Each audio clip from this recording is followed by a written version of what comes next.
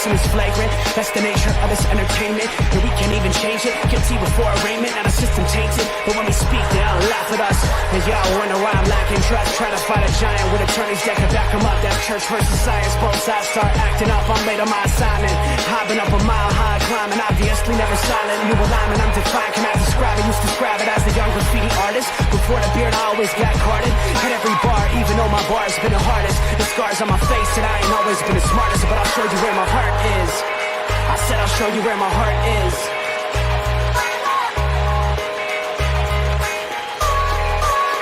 I can show you where my heart's at. See it on my sleeves. Even if the beat stops, my soul will not leave. If I never stood tall, nobody will ever see. I can show you where my heart's at. See it on my sleeve. I can show you where my heart's at. See it on my sleeve. Even if the beat stops, my soul will not leave. If I never stood tall, nobody will ever see. I can show you where my heart's at. See it on my sleeve. I can show you where my... The type of guy that would ride with the breeze. I'm higher than most people. I'm cold and icicle freeze. I'm liking to Mike Tyson. I'm a bison, a beast. I'm high like Jamaica, like right by the beach. My pops is from a spot where they're fighting for peace. 8 years old, out there watching people fight in the streets. All these sirens only make the violence increase. Yeah, we're still not loving police.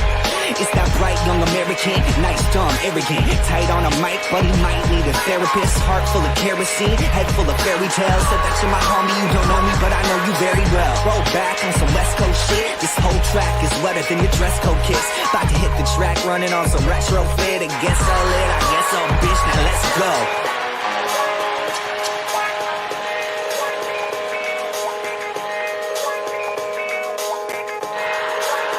I can show you where my heart's at. See it on my sleeves. Even if the beat stops, my soul will not leave. If I never stood tall, nobody... Ladies and gentlemen, it's Tuesday. Things are going to look a little bit different this evening. Just a little bit, but you still get your sports nonsense and whiskey fix. I promise you. So, going to be hanging out with the fellas here. New face. Going to discuss some golf and Masters with us. Got his drink ready. He's a good man. Chris, welcome. Pleasure to have you here this evening. How you doing? I'm good. How are you? Thanks for having me. Good to be here. I'm doing well. Thanks for joining us this evening. So we should have another face coming, but fatherly duties call first, which I can respect and understand. So repeat offender, Chase Cotton. You know him, you love him. He'll be back. Oh, there he is. Look at how he labels. Oh, as if on cue. This guy. Only this guy would label himself this coming in. Welcome. Oh my God. Good sir. How are you doing this evening?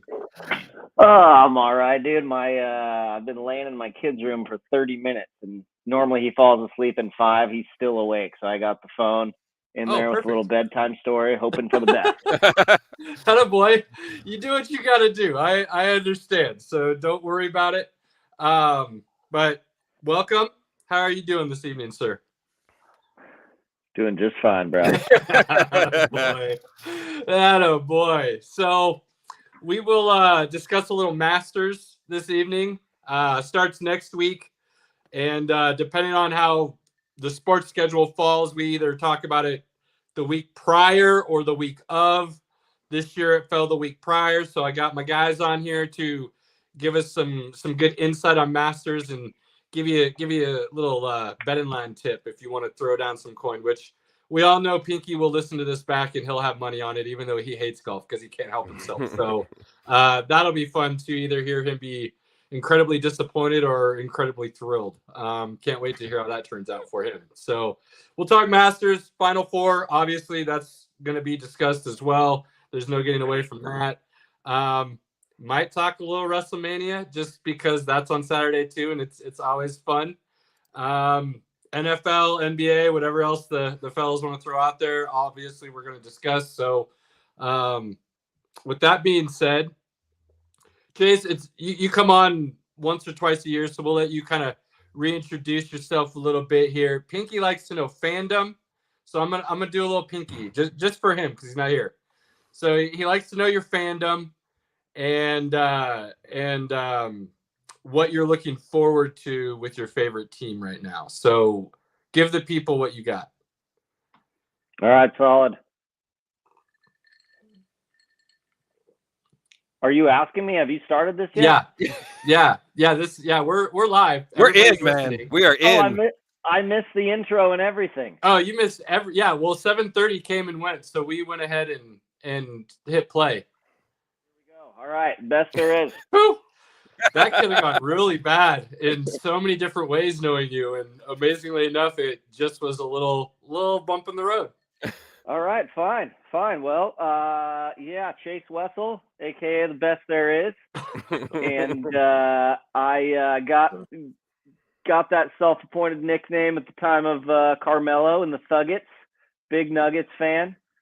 And if you ever missed that clip with him, there was an interview with him, and he said, how'd you just carry the team on your shoulders? He said, well, I'd really like to give a shout out to myself for carrying this team and basically being the best there is. So love me some Nuggets, love some Melo, love me some CU action, prime time. You don't though. You don't like. That's so gross. You're an Oregon fan and you're gonna bandwagon just because Prime's there now.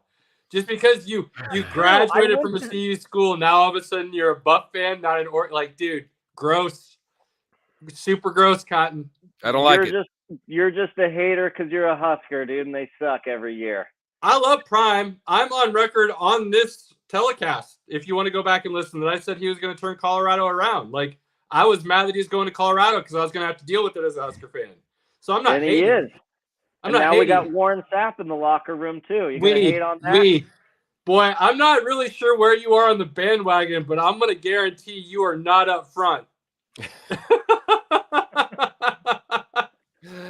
Oh man, that's a bold guarantee. That's not. I don't even feel even remotely worried about putting my entire life savings down on that situation of where you would fall on the bandwagon of CU. Your ass would be like barely holding on to that last car. Like, that shirt looks pretty new. That shirt looks pretty new. Like, thank you, Chris. Yeah. I mean, Prime is as of last year, so yeah, it's within the year. All right, fair, for fair. Sure. Former Red Deion Sanders. Where is it? There it is up there. Beautiful. I do love me some Prime. Love me some Prime. So I'm not going to hate on that anyway. Everybody loves some Prime. Love some Prime. Yeah, I'm a Colorado man. Love me the Broncos. Love me some Avs. Love me some. Well, pretty much everybody but the Rockies. Yeah, that's smart. Smart. Yeah, fair. I even saw a meme after they lost like 16-2 in that opening game. Like, Rockies officially eliminated from playoffs. I said something along the lines of it was the only organization without any hope going into the season. And somebody was like, well, what about Oakland? I was like, yeah, I mean, even they have hope that like maybe their owner will sell the team. Like, Rockies don't even have that hope. Like, he's pretty much come out and said, like, no. This makes me a lot of money that I don't have to put any money back into. Like, I'm never selling this team. Oh, by the way, I really want to win, but I'm never going to put any money into the team. So poor Chris Bryant. Poor Chris Bryant. No, why would you feel bad? That man signed that contract knowing exactly where he was going. And then try to act like he didn't know it was that bad. Like, no, pretty sure every Major League Baseball player knows how bad it is. Yeah, well, it's his fault for spelling his name with a KR. I'll tell you that right now. It's never a good look. So, Colorado man, bandwagon college Colorado man, always good to hear. Rain dance, thank you. Chris, you're looking like Cincinnati there with all things. Yeah. Born and raised in Cincinnati, so big Bengals fan, big Reds fan. Didn't really grow up with a pro basketball team or hockey team, so not really super as into the NBA or the NHL. Just kind of follow them loosely. And I've been out in LA for the last 14 years. I was mad that the Dodgers didn't offer me all the money that they were handing out to people around the city in the off season. But you didn't make it as well known that you were willing to defer. That was your problem. That's a good point. They had this idea that you wanted it like now, like that steady paycheck. And I did. That was my problem. You were willing to, hold off for a couple years. Yeah, no, I was like mistake right now. Yes, rookie mistake. So, but yeah, Cincinnati, all things through and through. I went to Miami of Ohio when Ben Roethlisberger was there. So I know, and I had to divorce him when he got drafted by the Steelers. Yeah, I don't know if we can. I don't know if our show wants to take the turn into Ben Roethlisberger college stories territory. I'm not sure we want that rating. I don't think we do. Yeah, we'll leave that alone. Chris claims that he doesn't really know anything about NBA or hockey, but let me tell you this: it doesn't stop him from betting on it. Well, whenever you toss a line out there on the text and no one else jumps, and I'm just feeling like I need a little action. I like it. You know, sometimes just got to take it. I never like it. I never feel great about it, but you know, you're gonna have to come back on when Pinky's here, just to chat up with him, because he definitely has. The other day he texted the group chat for the podcast and he goes, bet on soccer. I'm like, wait, you did what? He's like, yeah, I don't feel good about it. First time he's ever done it, other than like the World Cup where I gave him a couple things to maybe throw down on, but he does not like soccer and there was nothing else. And so he was feeling that frisky and jumped and did not go well for him. He could have at least asked some people who know soccer, at least a little bit, and he chose not to. So that did not go well for him at all. Reminds me of a time when I did a golf one and done several years ago, and and they paid out like every quarter of the season. I won the first quarter, and then I got cocky and entered a NASCAR one and done, and I have no knowledge of NASCAR at all, and it ended in disaster. But similar type of thing. You get cocky sometimes. You get a little information, you get a little tip, and then my DraftKings been on zero for a minute due to such stories, and I have just chosen not to replenish for a while. So, totally understand that situation. All right. So we like to discuss nonsense. Nonsense can be anything that you want to talk about. That's the beauty of the terminology and why we chose it, because it can be comics. We had a conversation about how I believe Anakin Skywalker would be able to beat Superman in a one-on-one battle in a bubble. And did not go well for me, according to the true comic book people. But I still believe I'm correct due to the fact that basically he became the Force at one time and Superman has to use the Force. Like, kind of hard to beat something that is when you use what is. I didn't win. Majority overruled me on that one, but still fun. You can vent. We can talk movies. If you guys don't have anything that you'd like to discuss or think would be fun conversational, we can start discussing Masters, because that's also very entertaining. So I'll leave the floor open for a moment and see what you guys have to say. I feel like you've always got some piece of nonsense, Wessel. Always. How about Rashi Rice crashing his Corvette and running away from the scene? It gave me it. Like, okay, so anybody don't bring me up.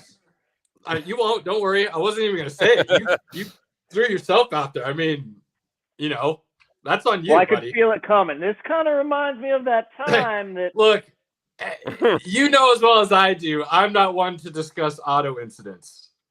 Okay, so like, unless somebody else brings it up, I'm not going to be the first. So we'll just leave it at that. Okay, like, easy.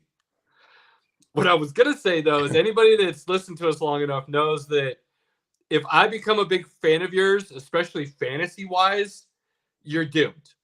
My curse is worse than Madden, and it will end your career, guaranteed. J.K. Dobbins, Henry Ruggs. There's a giant list. This gave me shades of Henry Ruggs. What? So this is your fault, is what you're saying. Well, it possibly could be. Yes, that's where I'm getting to. I said going into the year, I thought Rashee Rice was going to be really good. He ended up having a good season. I think, I kept saying things are only going to get better. And then he did this. And so it doesn't look like it's going to get any better anytime soon for him due to the fact that he decided to flee the scene and not report right away. So that usually doesn't go well. And he's not like he's making a lot of money. Like, he's making good money. But as far as like, this is never going to even like be talked about again kind of money, he's not on that level with his rookie deal. So not even close. Yeah, this could turn into a little more than a slap on the wrist, which leads to games suspended. So that's not going to be fun for him and the Chiefs, most likely. What's the over-under on how many games he's going to get? Oof. What's the over-under on him piecing out? No, it ain't that bad. You don't think there are no fatalities, right? Yeah, no fatalities, some injuries. No, there's someone in the hospital. I mean, it's way less bad than like beating a woman or something, right? They could trade him to Vegas. I mean, if you look at the other people that have gotten in trouble, what has been their slap? About 4 games? 4 is probably a pretty good line, I think. I'd put it at 2.5. Ooh. Because you always gotta have the hook, right? Like you can't just throw out an even. That's not allowed anymore. You always gotta have the hook. So I'd put it at 2.5, and I'd take the under.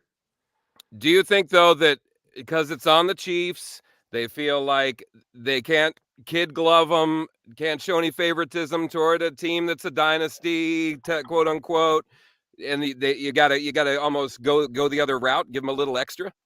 It depends on how Rashee Rice and his representation wants to portray this in the public. If he comes out and he's contrite and he can say the right things in front of King Goodell, then he'll be just fine. If he wants to play the Tyreek Hill role and make some social media posts about how he's sorry, not sorry, then probably going to be over that 2.5. Or, hear me out, what if he gets Mahomes to do a press conference and says, you can't throw the flag for something like that? Right? I mean, just saying. Do a State Farm commercial about it? Yep. Oh, there you go. Uh-oh, there's a tie-in right there. A very good tie-in. Mahomes, Mahado, and Maoops. Mafree. Kelsey can be there in the background. Mahomes can be talking to Rice about how if you had the right coverage, you wouldn't have had this problem. And then Kelsey can be in the background being like, oh, something like that. Liability. Yeah. Jake comes driving in. Yeah. Jake comes driving in on the tow truck. Like a good neighbor. I mean, come on. Andy Reid somewhere in there. Yeah. Just for a cameo, Andy Reid's driving the tow truck. There we go. That's right. That works. Right. That works. He'd be a tow truck driver. Very believable. Yeah, that could work. I could see it. Yeah, that's gonna be interesting. I don't think it becomes much because I'm sure Chiefs being the Chiefs and what they're trying to accomplish will make sure it gets handled correctly.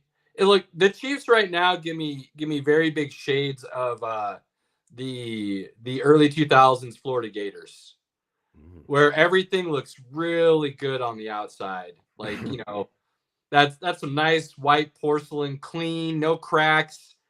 And then you actually get up close and you're like, oh, that shit's spiderwebbed all to hell. Like, you're not saving that. Like, this is a teardown. So it makes me wonder, like, how close that locker room and everything really is. But, dude, when the Broncos had an opportunity and Elway retired to do that three-peat because he just knew there was simply no way his body was going to hold up.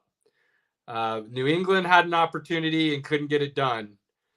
The Chiefs are now that next team that has that chance to accomplish something that no team has ever done in the NFL, which is that three-peat. So you can put – I feel like to win at this kind of level, you can put a lot of things to the side and overlook a lot of things to accomplish that finite end results. It's true. And I mean, the Chiefs kind of have adapted. Even last season, they adapted a bit. I think, a lot of the talk last season was, is it the same team? Is it kind of, can Mahomes do it with that, adapting to a new receiver core and stuff? And like, they just kind of peak at the right time, I think so. Yeah. And as a Bengal fan, that's a scary thing to go up against, Well, and, as a Bengals fan, like, I feel bad for you because honestly, it's like, I feel like your guys' window has come and gone because the likelihood of that ownership actually paying to keep the amount of talent needed to compete with what teams are putting together now in the NFL on a regular basis, just from drafting good. Sure. So they get that small window of rookie deals mixed with some veterans and stuff, where they get that 2 to 3 year window where they can really run at it and sign that big free agent and stuff.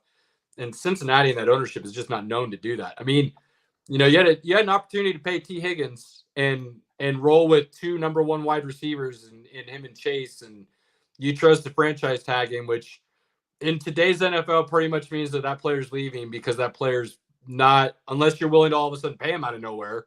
Right. T. Higgins is going to get paid by somebody. Like, that dude will get paid. So it's interesting he hasn't been picked up yet. I almost want to prop that he will start the season as a Bengal.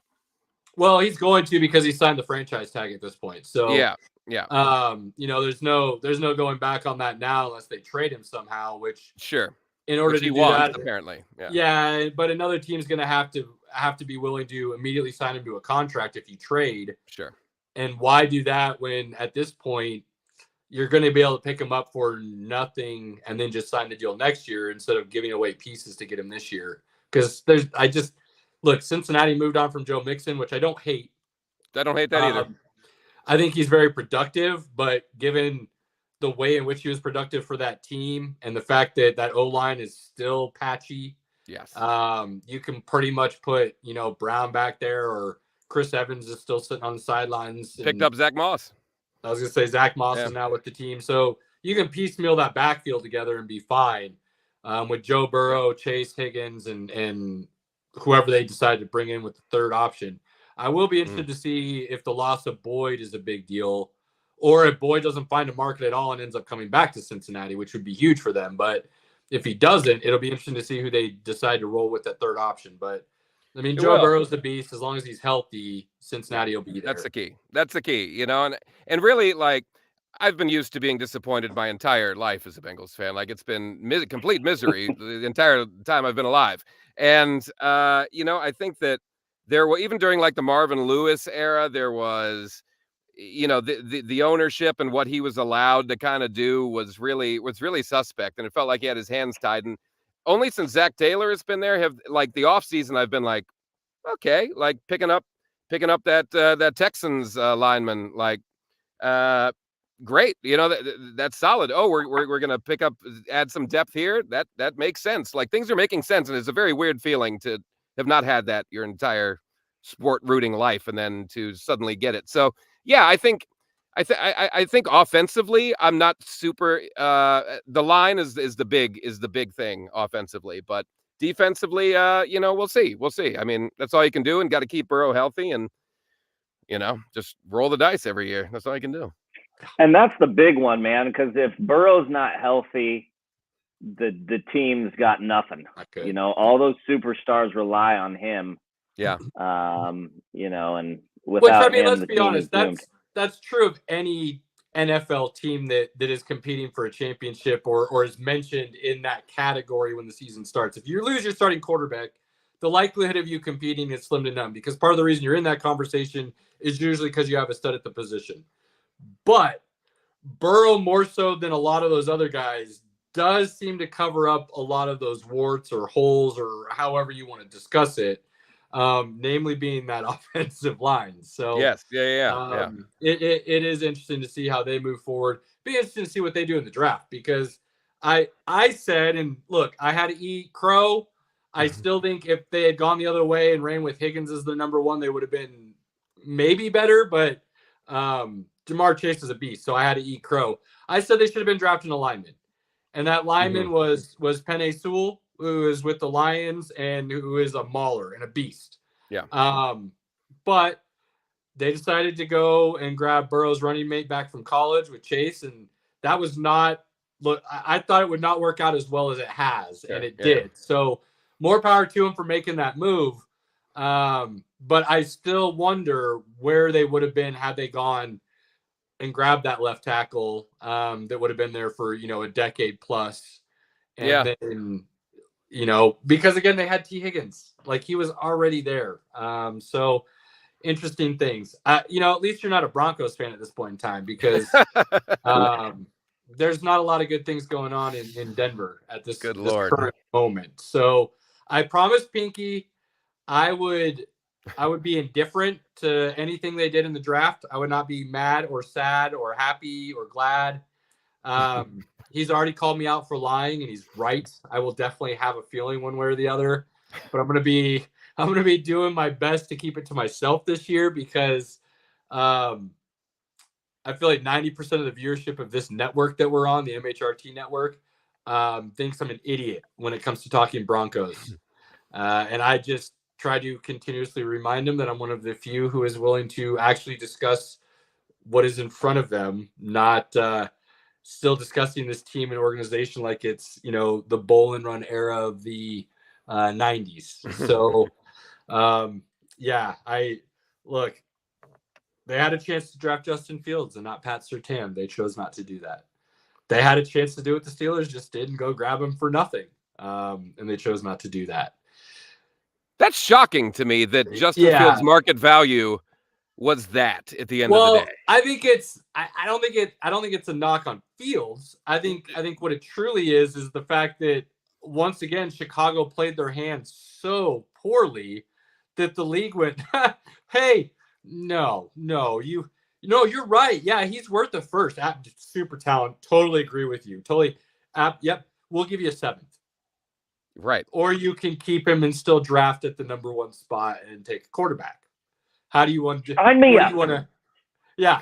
And then Pittsburgh finally came in and they're like, so I heard they were going to give you, we'll do a 6th that can become a 4th. Like, what do you think about that? Like, does that sound, that sounds pretty good. And Chicago's finally like, oh, we were wrong. Yep. That sounds good. Let's go. Unbelievable. Hang on. Wait, Biggie. Look, I was wrong about Kenny Pickett, Biggie. If you go listen last week, the week before, a couple weeks back, it's been a minute since we've talked, so I apologize. But I went on record. I shouted you out. I said I was wrong. I'm eating my crow. Baker is better than Kenny Pickett. I was wrong. Kenny Pickett is a little bitch. He doesn't even want to compete against Russell Wilson for a starting position.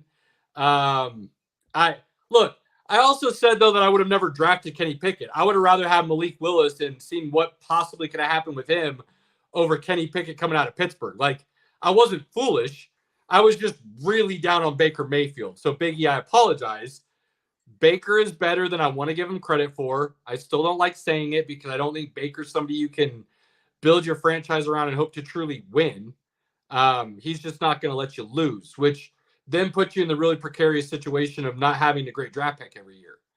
So that's not where I would want to be. But you're right. You're right, Big E. Baker is better than Kenny Pickett. All day. So, yeah.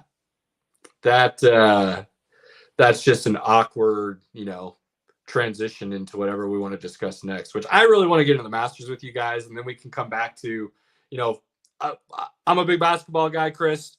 Cotton knows this. He doesn't even let me play basketball with him anymore because his ankles are so swollen and sore. Dude, give me a break. Oh, Cotton. Look, quick story. Caleb thinks he's the professor over there. Quick story. Look, Cotton, come on. I haven't touched a ball in like 10 years and I'll still put you on your ass. Like, let's not go there. But I'll give you your due. I will give you your one story. We'll backtrack just a moment from sports. I'll give the audience a quick story time. Give it up. We were at this gym. It was me, Cotton, and another buddy. I don't even remember the third dude at this point in time. And we're playing some, some 21 and some knockout and little one-on-one tournament kind of rotation style and all the other stuff. And whether Cotton wants to admit this or not, I'm running through everybody. And we get to a point where Cotton starts hitting some shots that I should have been playing a little bit better defense. And he made me eat my words a little bit. I was still okay. I was still winning. And then all of a sudden we're to a point where it's like he could tie this up and I could be in danger. and this old dude, like we're at a country club for one, okay, but we're the only ones in the gym, and we've been there for a couple hours at this point. Some old guy out of nowhere just starts walking through the gym, like staring us down while we're playing, like we're doing something wrong on the basketball court playing basketball. Like it was one of those like get off my lawn scenarios. Couldn't understand what these young men, because we're like 22, 23 at this point, running open gyms, Yeah, you know, like 20. We weren't kids. But he's walking through just staring us down. Chase looks at me, calls check. I pass it back to him. He takes one dribble to his right, and he's like 30 feet out. Like, this isn't even a question. Like, this isn't, I'm good with this shot, by all means. Yells rain dance like he's goddamn Along Came Polly. Buries it. Net doesn't even make a sound. And as he's yelling rain dance, as the shot's still in the air, Steph Curry style, turns and stares down the old man. And when the shot goes in, I'm mad because now the game's tied. He gets the ball back and actually has an opportunity here to do something. And the old guy, like, the jaw drops. Like, this old guy's jaw drops. And they gave Cotton, like, this, like, almost nod of approval. Like, oh, you can ball. Like, you can be here. Carry on. And I'm just like, this did not just, like, what just happened here? That's a very you story, Chase. Rain dance. If rain dance is ever mentioned around this man, there's a reason for such terminology. Pressure is on. I rise to the occasion, Caleb. Let's not get carried away. I've played golf with you. You might be able to drive for show, but when that nice flat putter comes out, I don't know, Cotton.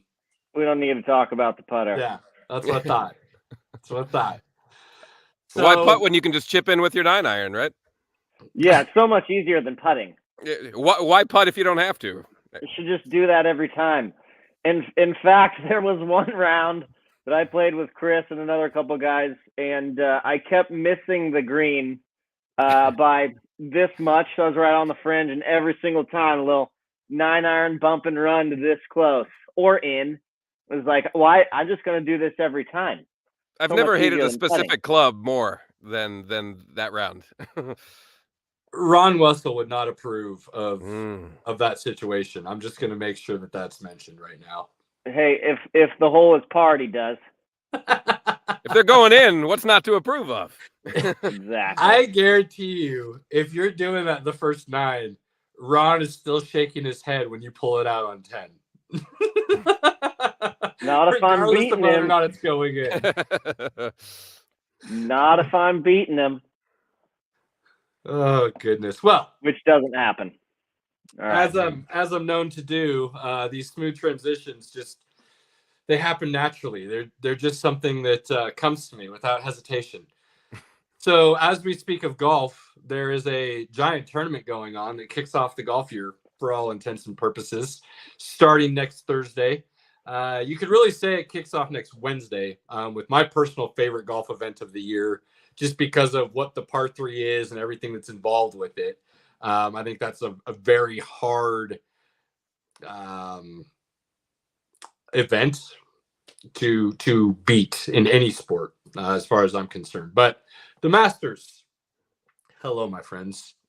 Come chat with us for a moment. I can hear the piano right now. Right? I can hear the birds fluttering. Thank you. PBS just typing those birds in. The azaleas just right Why there. would you not? Pink on green background. I mean, does it get much better, gentlemen? No. Good morning, my friends. So at one point I will get down there, and I can't wait to eat on an egg salad sandwich for $1.50 that hasn't changed in 80 years or whatever it is. And by all accounts is just delicious. So let's discuss a little Masters event. Now, everybody knows I love golf, but I don't follow it closely enough to truly give you any more insight than what I'm going to read from the national media here on ESPN, whatever it might be. These gentlemen, though, part of the reason they're on this wonderful evening is because they do follow it, on a week-to-week-ish basis, if you will.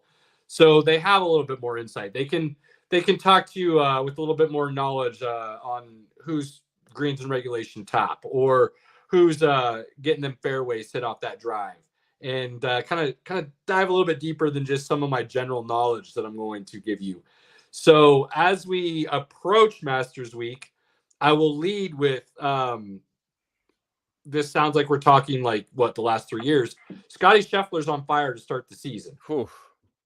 So let's just start right there. Is he the favorite going into the Masters this year? I mean, is there anybody else that you would even put on the same odds as him at this point? John Rahm, maybe.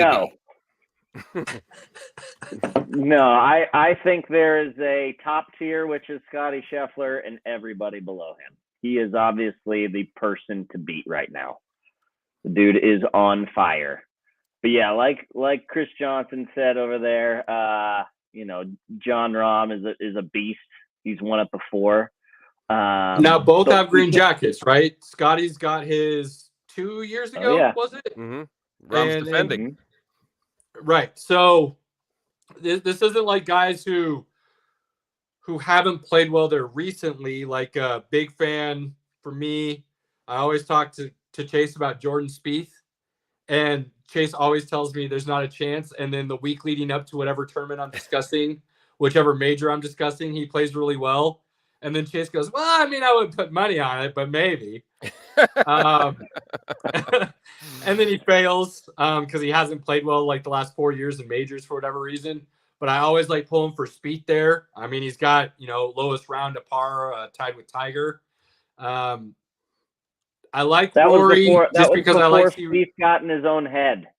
I know. I mean, look, golf is very much between the ears, right? So when you start doing something that throws off anything that you were comfortable with, it becomes ugly quickly and it's hard to recover from. But I still look, Spieth's won twice at Augusta, right? Or is it just the once? Let's see. I feel like he's got four. That man. I feel like he's got 4 majors total. 2015 was the only year. Yeah. And then he won the Open twice, the U.S. Open. He won at Chambers Bay because Justin Johnson 3-putted. Yep. And has he won that twice? I feel like Spieth has three majors. Am I wrong? I'll have to do some research here. That feels right.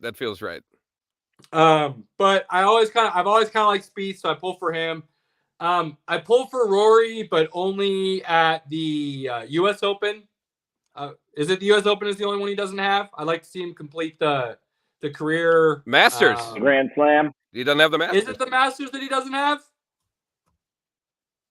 That's right. Yeah. Okay. That's the only one. So I pull for Rory at the Masters because I'd like to see him get that career Grand Slam. I got nothing against Rory. I'll always pull for Tiger.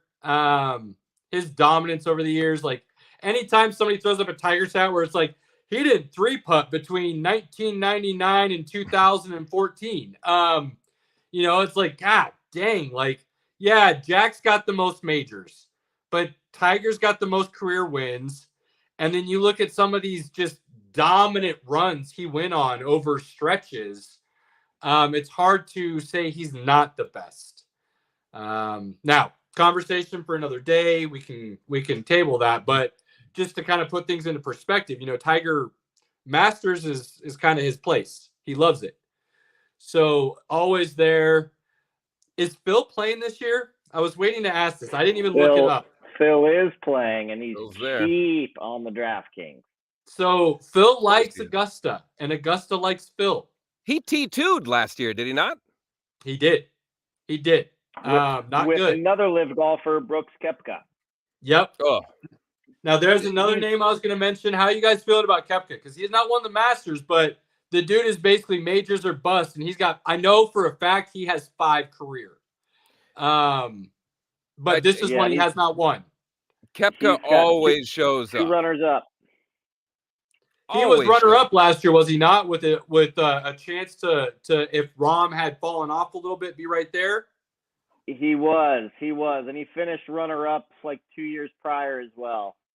So Brooks he's at the top of my list for me. And you know what? A lot of those live guys are, because they're playing with a chip on their shoulder that, people are writing them off like, hey, you just chase the money, but they're still like, we're still some of the best golfers in the world. You have Rahm, you got DJ, you got Brooks, Patrick Reed, Bryson, former champion. Who just went over there? Who just left before the season kicked off? Yeah, that's right. Yeah. So, side note, pause Augusta National for a moment, because Chase and I have talked about this when Liv really got kicked off, and I was a big fan of it because when the PGA handles their business the way they did, and they thought the status quo was always going to remain, and you keep treating these golfers as, for lack of a better way of explaining it, rentals from week to week, something was bound to change. And I'm all for it. Dude, you want to go play 3 days instead of 4? You want to collect a bag to do it? And as of right now, still play for all the golf tournaments that matter, in my opinion, which is 4 of them when it comes to your legacy? Why would you not? Oh, by the way, the PGA does business with a bunch of people who do business with said owner of Live Golf. So being the middleman and taking the money from the backside or just taking it directly is the same thing to me. So anybody that wants to discuss blood money, I've already stopped listening to you. Let's just start there. But Chris, what are your thoughts on Live Golf? I don't see how you can fault these guys for taking this money. It is so much money that they're throwing at this talent that, John Rahm, growing family. I think his wife's pregnant with his third. Why wouldn't you? Why wouldn't you take the money? Cam Smith, you're an up-and-comer, sure, on the PGA Tour, but you're offered millions upon millions of dollars. Like, and even guys like Phil, or guys who are kind of more of a mid-level golfer on the PGA Tour, like a Jason Kokrak, or guys like that, and they're waving that money in front of you. Yeah. How many tournaments would you have to win? Yeah. I mean, we're talking about generational wealth money. Exactly. Unless you are just an idiot, this is this means your family never works again money. Yeah. If you're smart with it. So, like, why would you not? I don't understand. So, I love Liv. I need one of these dudes to finally win a major. It might happen. It might happen in a week. They've been knocking on the door. Year one, this shit all goes down. And Koepka and I'm going to draw a blank, almost win the PGA Championship. Of all majors to win, the first one the Live guys are going to play in as official Live guys is the PGA Championship, and they almost walk away with that title. Like, I wanted it so bad. Yeah. So bad. But it'll be interesting to see. So, love that we're all on the same page there. So, back to Augusta National. Mm-hmm. Phil's playing, loves Augusta. Augusta loves Phil. He can still get it done there. I fully believe that. Because Augusta isn't as much about distance as, say, your U.S. Open, PGA, depending on the course. It's more about playing the course. Now, they've lengthened it over the years, obviously. But Augusta is about playing the course. And you know what it is, and some guys still suck every year. It's plain and simple. Mm-hmm. Another name I love that I've always been a big fan of, it's another Live guy that hasn't won a whole lot recently, but when he shows up to Augusta, he could be out before the weekend or he could be sitting right at the top of the leaderboard, is Bubba. Bubba. Yeah, former winner, right? I mean, hi, Caleb. Former winner a long time ago, but if you've watched him on the Live Tour, he is not in form and hasn't been since he joined. But Augusta, the thing about Bubba, and this is why Phil plays well there too, is their natural fade as lefties play right into that course on a number of the most difficult holes, namely Amen Corner. I would be bold enough to say Bubba did not make the cut last year at Augusta, and I don't think he's going to make the cut this year at Augusta. And that, like I said, it would not surprise me at all if he was out before the weekend or if he was competing at the top of the leaderboard, because I can't remember if it was 3 or 4 years ago, he came out of nowhere and was was there Saturday afternoon and then fell off, I think, rather quickly Sunday morning. Or I guess it would have been Sunday afternoon, but kind of fell off rather quickly, but was still there come the weekend. And it just is because he's a former winner, because that course plays so well to his natural swing. Yeah. So long shot, you want to throw $1 on somebody that could like net you like what, 20 or something, maybe? Like, okay, I'm not going to say he's going to win. That wouldn't be who I would pick to be at the top of the leaderboard when Sunday afternoon rolls around. So with that being said, started with Scotty Scheffler being hot. We've thrown out some names. Chris, let's start with you. Who are you really looking to make a run this weekend? And either you feel really good that they're going to win, or kind of a dark horse who you feel could kind of make a name for themselves even more so than maybe they already are? Yeah, I think it's going to be. I mean, I think Scotty Scheffler is certainly the shining golfer on the hill right now. He's been playing so well. He missed a putt to force it to a playoff last week at the what is that, the Houston Open, now that they're calling it. And the interesting part last week was that Scotty Scheffler, and let me make sure I get this correct here. Scotty Scheffler lost 2.3 strokes shots gained putting. He lost 2.3 strokes to the field putting, and he still was putting for par to send it into a playoff. Yeah, that's not good for the field when the dude who is winning is putting poorly. Right. He only gained 0.89 strokes on the field in the last tournament, and still missed a putt to send it to a playoff. So I think certainly Scotty Scheffler, certainly a favorite. John Rahm, and he's won there. So it's not like he's trying, and that pressure of getting that first green jacket is going to be hovering over him like a Rory. Yes. So Rahm, the last five, he's defending champion. Out of the last 5 years, the worst he's finished is T27, and his top 10s the other 4 years with a win. A couple of guys who have been in good form lately, past winner Hideki Matsuyama, who hasn't finished worse than T32 in the last 5 years. Was he runner-up last year? I know I was saying Koepka, but actually now that I think about it, he was 16th last year. Was it 2 years? He was sitting right there at the end. I remember one of these years recently. Yeah. I mean, he was 16th last year, 14th the year before, won 13th, and then 32nd. So he's always top 20ing, and he's been playing well. Another guy who's usually like a bridesmaid, never a bride, but has been playing very, very good golf is Xander Schauffele. That's one of the names I was going to ask about here in a second. So okay. Tell you, T10 last year, was cut in 2022, but before that, T3, T17, T2 here. If he can get a breakthrough win at Augusta, that would be massive. And I'll let Chase give out his view. Another guy who's kind of dark horse, but kind of not, is Sungjae Im.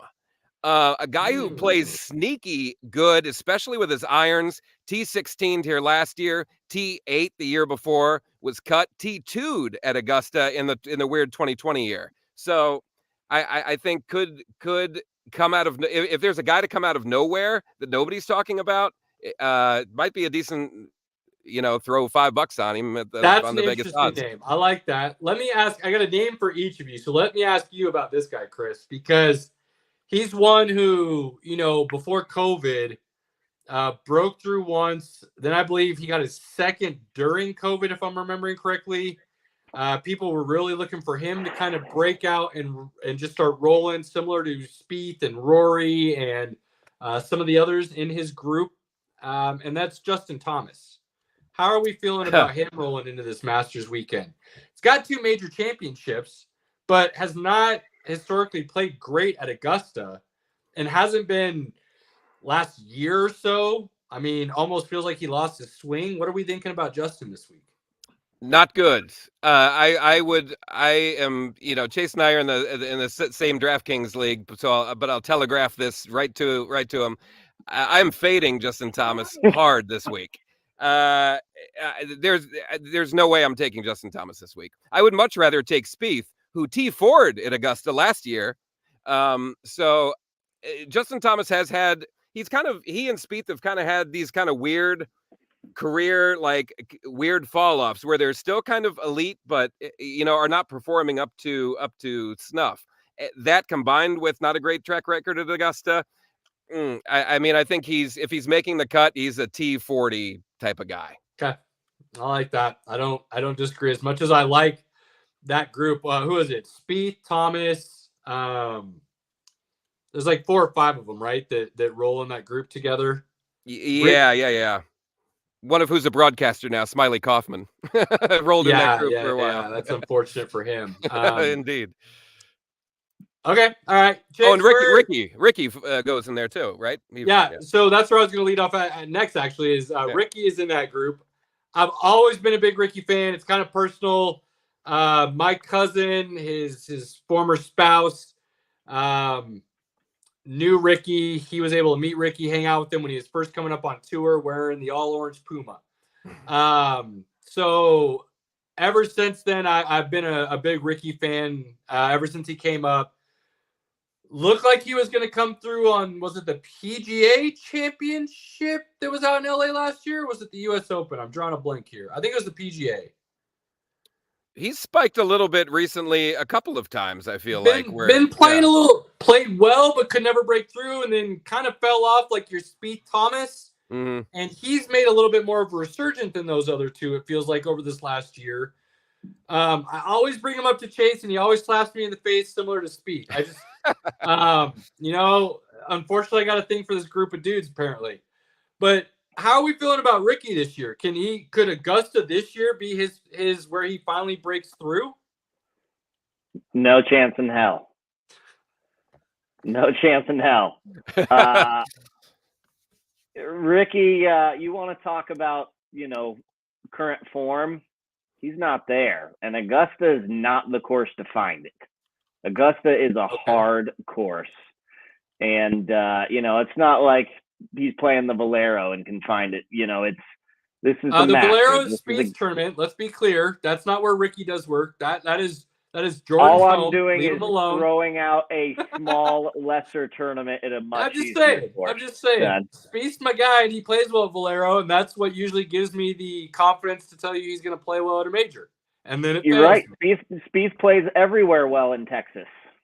Yeah, he's from here, bro. But there's a better chance of hell freezing over than Ricky breaking out at the Masters. Okay. What do you think his finishing point is, Chase? Yeah, I was going to say, does he make the weekend? Where does he finish? Ooh, I think he's going to be right on that cut line, man. I think he's going to be right on the cut line. Because, he's not a bad golfer. He's not the prime Ricky that he once was. But since he won that tournament last year, that was kind of like his high point. And then he's really just kind of tailed off since then. Hasn't really shown any glimmers of the big dick Rick, as they call him at the Waste Management. He doesn't bring that same mojo. That might be the best single sporting just entity event in the world. The Waste just Management? Because of hole 16, just alone, hole 16 alone. Might just make it such, but continue. Well, you had just asked me about Ricky. Were you going to ask me about someone else? You were throwing out another No, name? I was going to say, so, obviously Chris is giving us some options here. Scotty being right at the top of the list. Yeah, there's no denying Scotty. Oh, well, and Rom, and obviously Chris went very generic for us. Thank you, Chris. There's a reason for it, obviously. But outside of those kind of top names and reason for them being top names, are you seeing somebody who could come from the back end of the field and he's a big name, and it's not the only reason I mention him, but Phil has played good golf at times out of nowhere, and I believe him and Tiger at Augusta could still find that form out of nowhere. Is there somebody like a Phil or Tiger or a big name that maybe people aren't thinking about that you see could make a run on the weekend? Well, I don't think you can write off Phil by any means. Phil's won the Masters 3 or 4 times. He was, I think, runner-up last year. You know, and he's one of the guys that's like, you know, he's got a big chip on his shoulder going to Live. He wants to prove more than anybody that he can do it, and I think he still can. And he is, if we're talking about, you know, DraftKings and people that are going to take him, he's at the bottom of the list. He's like $7,000 or maybe even the high 6,000. But you know, I liked what Chris said about Xander. You know, that guy is always, I feel like every tournament he's entered, he's top 10, you know, and he's kind of that model of consistency that he might not win every week, but like you're not seeing more top fives from anybody else. And you know, we talked about Brooks a little bit. The guy is just, he is a majors machine, and you know, I think he's going to be really hungry for the Masters. But there's one guy that I want to talk about here, and that's Wyndham Clark. All right. Not a huge name, but you want to talk about current form. The only person that's beat him prior to this last week was Scotty Scheffler. He finished second to him 2 weeks in a row. This last week, he almost didn't even play because he was having such horrible back issues, and he still made the cut, and I think finished it, I don't know, 30th, something like that. And that was on him not even knowing if he could play. He was like, yeah, I'm taking like half swings out here. And he was just happy that he made the cut type of deal. But he took this week off so that he could rest. And if you want to talk about current form, other than Scotty Scheffler, this dude's on fire. And I think him losing to Scotty multiple times in a row is really gonna be a motivating factor for him. And you know, I've watched some stuff with him. He's really been working with a head coach doctor, because like you said, it's all between the ears up there, and once he's able to kind of have that calm mind and demeanor, he plays so much better, and it's very apparent. So Wyndham. Quick side note, while you're still talking about Wyndham, I wanted to throw this out because it's something I was thinking about with Tiger, and I meant to look this up earlier, and then you mentioned Wyndham and back. How was the weather last year for the Masters? Ooh. Not good. Not something I would choose to play golf in, given the opportunity, right? So looking at it this year, boy, this favors anybody that's got some nagging injury. We're talking 82, 82, 82, 81 for the 4 days as a temp high. Mostly sunny, mostly sunny. Chance of rain, 20, 10, 10, 20. I mean, this is exactly what you picture. Augusta National, beginning of April, Masters. This is the weather you envision normally. And that plays in huge to guys like Chase is bringing up with a Wyndham Clark back, a Tiger, a Phil. Some of these guys, I'll even throw out a Brooks Koepka with that knee issue that he had that caused him to miss some, even though he didn't necessarily miss time, really caused him to miss a lot of cuts, and probably should have just taken the time off before he ended up being forced to take the time off because of the surgery with his knee issue.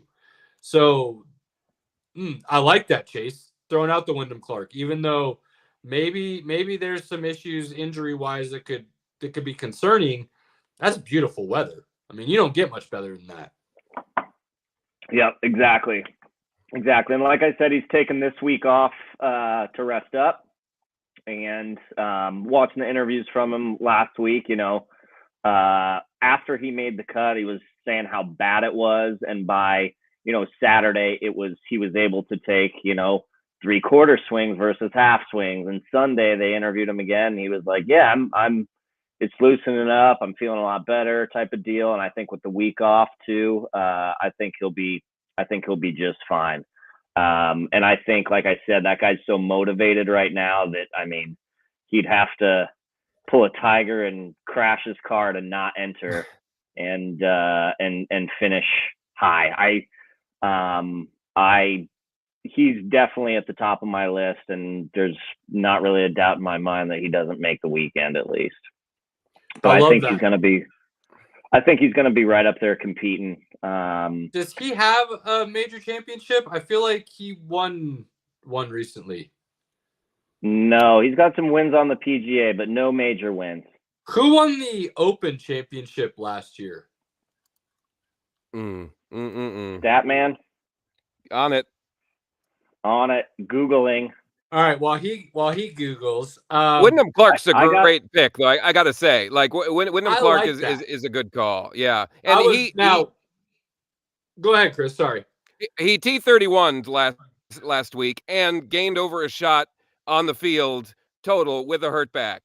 Granted, I don't believe he's ever played Augusta before, and that doesn't always favor. I mean, that doesn't favor a newcomer. I mean, we haven't had a new winner there since I believe Fuzzy Zeller won the Masters when he was a first-time player. Oh. How the mighty have fallen. right. But I think maybe a sneaky like T25 bet on Wyndham Clark wouldn't be out of the question. I don't think. All right. Now, as you're looking up this major winner, the Open. Yes, the Open. Your eyes lit up a little bit there. I noticed when I said basically who you liking as a dark horse. Somebody we might know, but maybe isn't expected to make a run, but could. That I saw you. It looked like you had a name in mind that you really liked. Now, if this ruins your bet line, then you shouldn't have come on and talk about it publicly. If that means you're not coming on ever again, so be it. But you're gonna have to mention it now.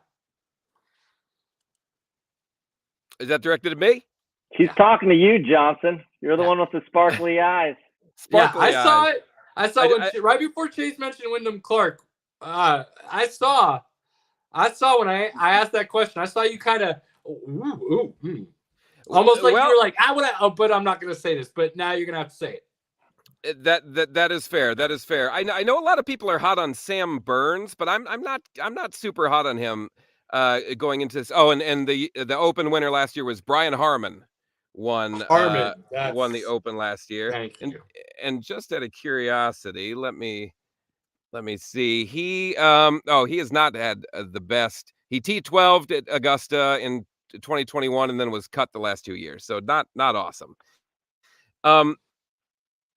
It's so hard to, because I feel like at Augusta you forget about known players who can pop because everybody plays it, right? So like we haven't even talked about DJ, who is a winner, right? We haven't talked about Cam Smith, who has played this course extremely, like T34 last year. The years before that were T3, T10, T2. And like a guy that went to Live, who's kind of in everybody's blind spots.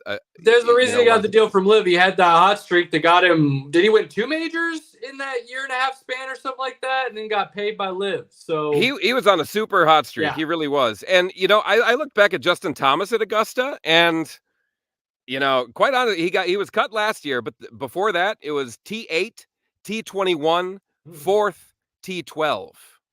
Ooh. Granted, he doesn't have form right now. Granted, but he plays well at Augusta. He plays sneakily well at Augusta. He plays sneakily well. Who's the name, Chris? Who's the name? Because I got a name. You do have a name.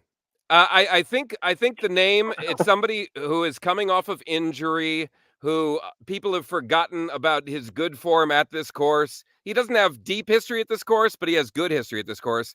Is Will Zalatoris? Ooh. I think Will Zalatoris has been playing pretty good. Gilmore's caddy, who turned pro. Yes, exactly. Gilmore's caddy, baby.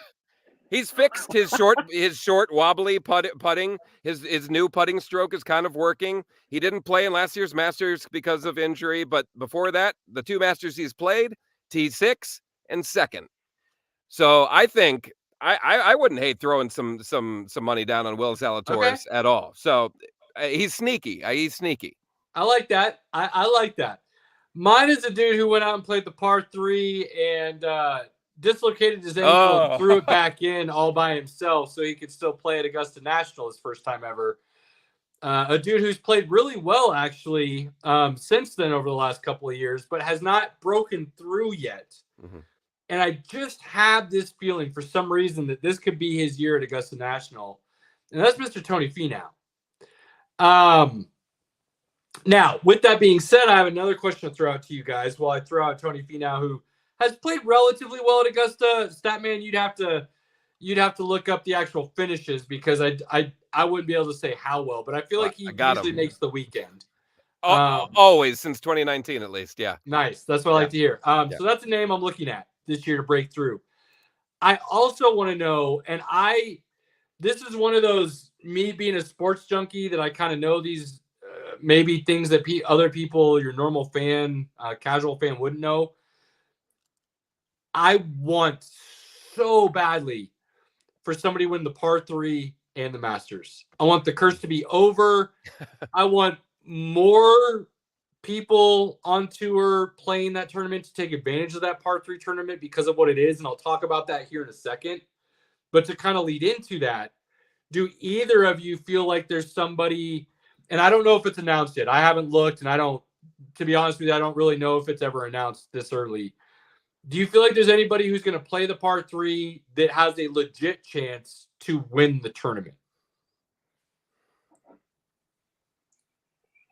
I mean, dude, anybody that plays the par 3 has a legitimate chance to win the tournament. But it's never everybody happened before. there. Gary Player has a legitimate chance. He plays the par 3. He does not have a legitimate chance. There you go. All right. You named one. Honestly, you named right? one. It's never happened.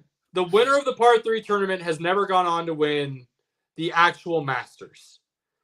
And I think like that would be the most epic week in all of sports, in all of sportsdom. If you could go out and win the par 3 tournament and then win the Masters, I don't know if you can literally say there is anything in sports that would compete with being able to do that in a week of what a team or individual could do in that time span. I don't know if anything could compete with that. And I'll explain why here in a moment when we talk about the par 3 before we move on to other things. But do either of you think there's, like, is there a name legitimate that you would be like, yeah, they could do that? Ricky, Spieth, Justin Thomas, that group, guys, they always like to play it together. Usually, you get some of the other names. Tony Finau, as I said, played it and dislocated his ankle because he had a hole-in-one and started running down the little fairway and jumped and dislocated his ankle and cost himself the Masters, most people thought, and somehow came out and still competed. But is there a name? Is there somebody where you're like, yeah, like if they played the par 3, like is there somebody you're looking at that could do that? Like legitimately you feel good about? Or is that curse so great? Like my curse that I mentioned earlier that's worse than the Madden cover. Like, is that one of those things that's so great that you're not doing both? So if you really want to win Masters, you're not playing in the par 3. Like, is that one of those things? Looking back at the par 3 winners, no. The answer is no. Yeah, when I pull up the past winners as well, the answer is no. And I think the answer for that is that the guys that are focused on winning the Masters, the tournament that everybody cares about so much, aren't focused about the par 3. They're focusing on the weekend and the 4 rounds they have to get through. They're not out there to have a good time. You know, they're focused. They are on the range practicing. They're on the putting green practicing for the Masters tournament, not the par 3 that people like us care about. But you know, there's a reason why these smaller names win it, and it's because they're guys that don't have a shot at winning the Masters. So this is my take, and you guys tell me what you think. The par 3 is one of my favorite events in all of sports. And I mentioned that kind of before we got started. And part of that is because it's not taken seriously in the sense that if guys lose, they're disappointed. It is a family event. That is what it has been built to be. And the Masters has embraced that tenfold. And so you get guys like Jack Nicklaus' grandson, dude, hitting a hole-in-one on whatever it is, 16 or whatever of the par 3. That everybody doesn't get any cooler than that, on, right? That was so good. They let their caddies, their family members, their children come on and do a putt, or or play the hole so that they could carry the bag for them. And it becomes this insanely wholesome event that, like, you want to shit on Disney for being wholesome and there's reasons to do so, fine. You want to shit on the par 3 for being wholesome, I will punch you right in the nose. Because it's like the definition of what wholesome should be in all the best ways. And they bring out their grandsons to caddy, or their spouse, or their best friend who just fought and won against cancer. Like, there's so many of these cool stories that the par 3 allows for all these things to be a part of. Tony Finau getting a hole-in-one in his very first ever Masters appearance in the par 3 event, and then dislocating his ankle, popping it back into place himself, and still finding a way to compete in the tournament. And I believe I might be crazy, but I believe he finished top 10 that year somehow still. Like, it just creates these really great stories that you should not be mad at, to the point where, and this is blasphemy and I don't actually mean it, but I kind of do. If I was given the chance to play the par 3 course or Augusta National, I would choose the par 3 course because of what it is and what it means. And because you suck at golf. You can't hit those fairways. Shit, Cotton, but for the amount you play, you're not really better than me, and that's a problem. You have lost your mind. You can only say that on a podcast. You wouldn't say that in real life. I would, and I bet on it in real life and lose, because it's happened many times. But look, if I could play the amount you could play, that you play, I would be a lot better than I am. Like, let's be honest about the situation. I play once a year, twice a year. I don't get to play as often as I want to. That's about on par with me, and now that I have 2 children, bro. Well, so you understand. I don't get to play either, but I'm an athlete, so I still keep peak physical condition. Guys, like if we went through like a decathlon of sports of the fandom's choosing, I just want to be clear. I'm sitting at like a minus 1,200 on this line. Like, I just want to be clear if it's between me and Cotton. Wow. On what line? Whatever 10 sports they want to pick, Cotton. You have lost your damn mind. I will run How much whiskey did you have before we started this? I could have a couple glasses more and still keep the line at 12. Ooh. We're good. Oh. No doubt in my mind. You want to talk about playing some mean trumpet and giving me that outcast line? You will destroy me every time. But if we're going to put money between the lines, I have no doubt, my guy. Unless baseball. Caleb. You played baseball a little bit longer than me. I'll give you the baseball. All right. The backtracking starts already. Here we go. I mean, 10. I only have to win 6 of them. We could give you golf and baseball, and I'm still good 8 out of 10. Not a problem, my guy. Caleb, you have lost. You want to throw a 100-yard dash in there? I'll run backwards. What do you want to do? Oh, Caleb. Now I know you're high. No, you might get soccer and basketball, and that's about it, bro. What? God, we're not going down this road tonight. Let's just not do this. Just the best there is. I allowed you to keep it. Just be happy about it. Just be happy there, my guy. You didn't have a choice. I'm gonna go back to golf here. We were talking dark horses before we moved on. Part to par 3, though. Is there? Yeah. Go ahead. Nice transition. Smooth. Well played. I was just gonna reconfirm that it is a great family event, but the players that play that aren't focused on winning. Well, that's what I was going to say is they are, because they're out there to do it with their family, right? So they're using it as this complete decompression before the grind of that tournament starts. And that's usually what the guys who are favored to win it are doing. So that's why I think it would be so unique and why I would think it'd be so cool and such an epic week is if somebody went out there and won the par 3 and won the Masters. It'd be cool. It'd be cool. But I mean, 2018 par 3 winner was Tom Watson. So right. And also, if anybody from Augusta National is listening, Caleb made it very well known that he doesn't want to play Augusta National. He just wants to play the par 3, so you can open that slot up for. That is not what Caleb said. Rewind it. Rewind the tape. That's what I heard.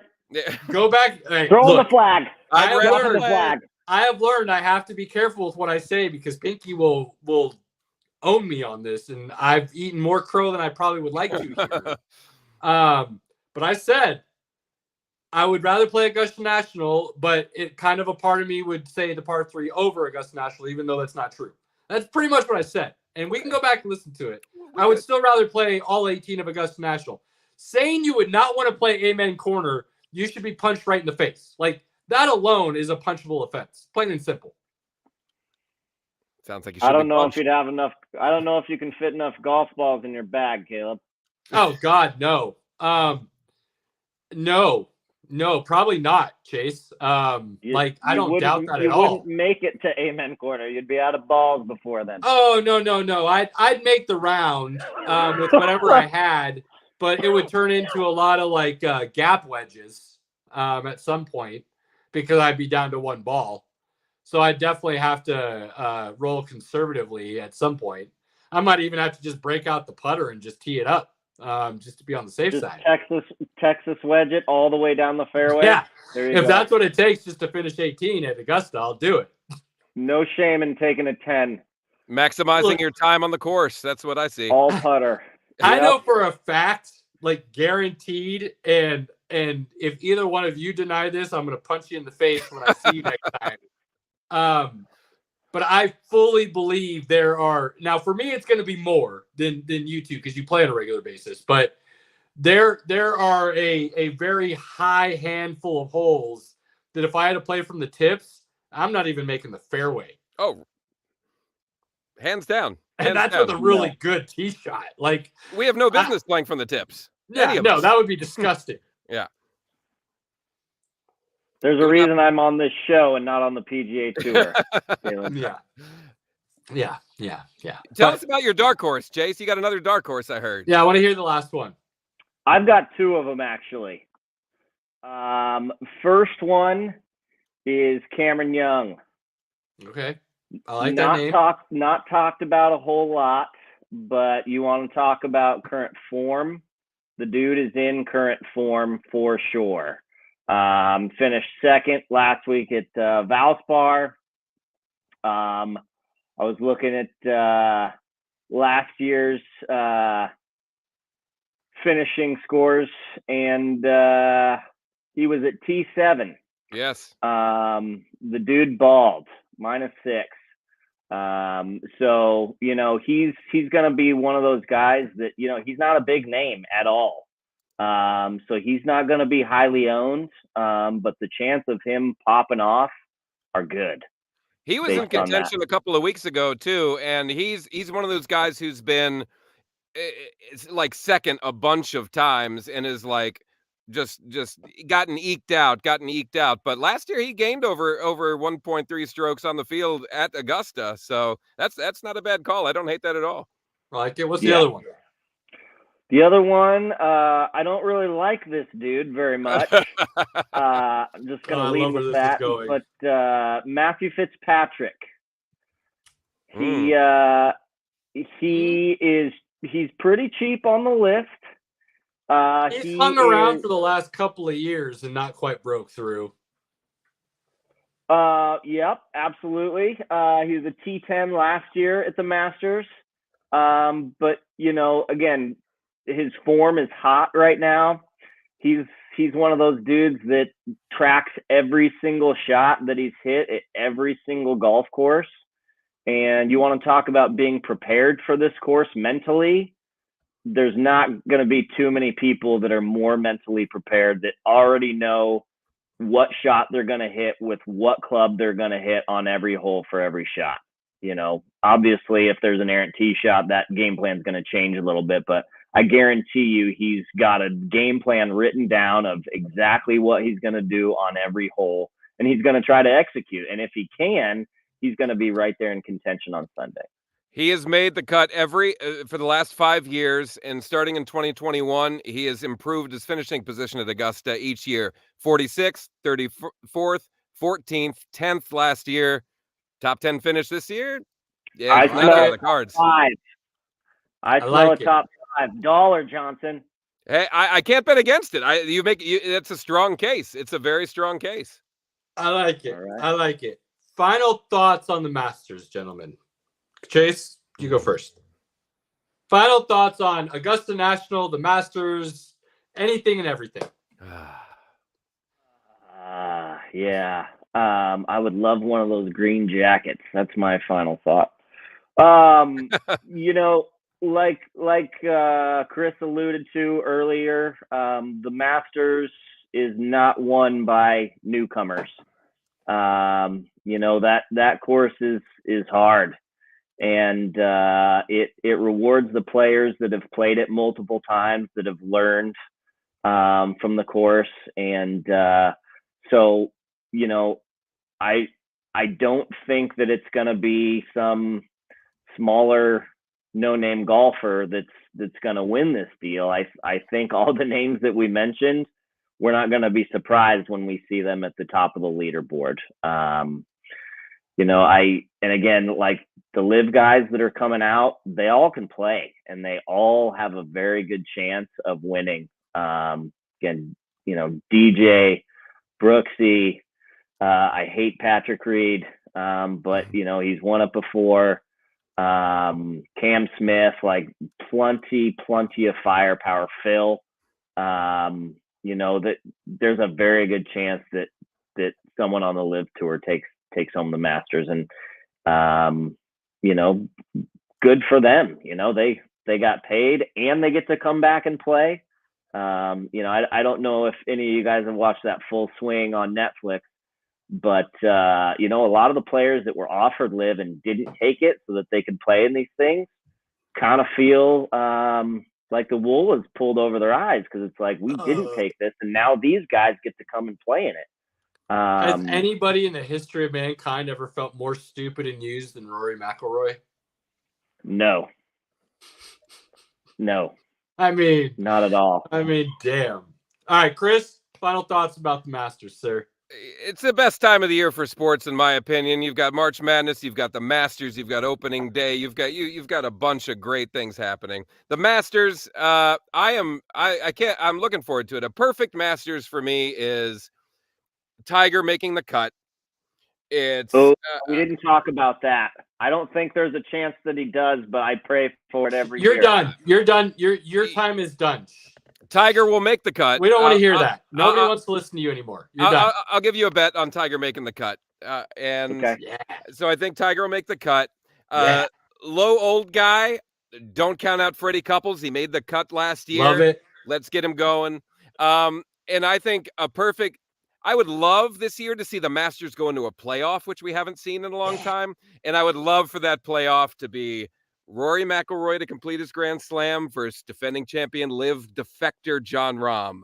Give me that all day long. But Chase is right. It can be any of these big names. It's going to be a big name, and it's going to be tight. It's going to be a tight year. Nobody's running. Scotty Scheffler is not going to run away with this year. His putter is too up and down.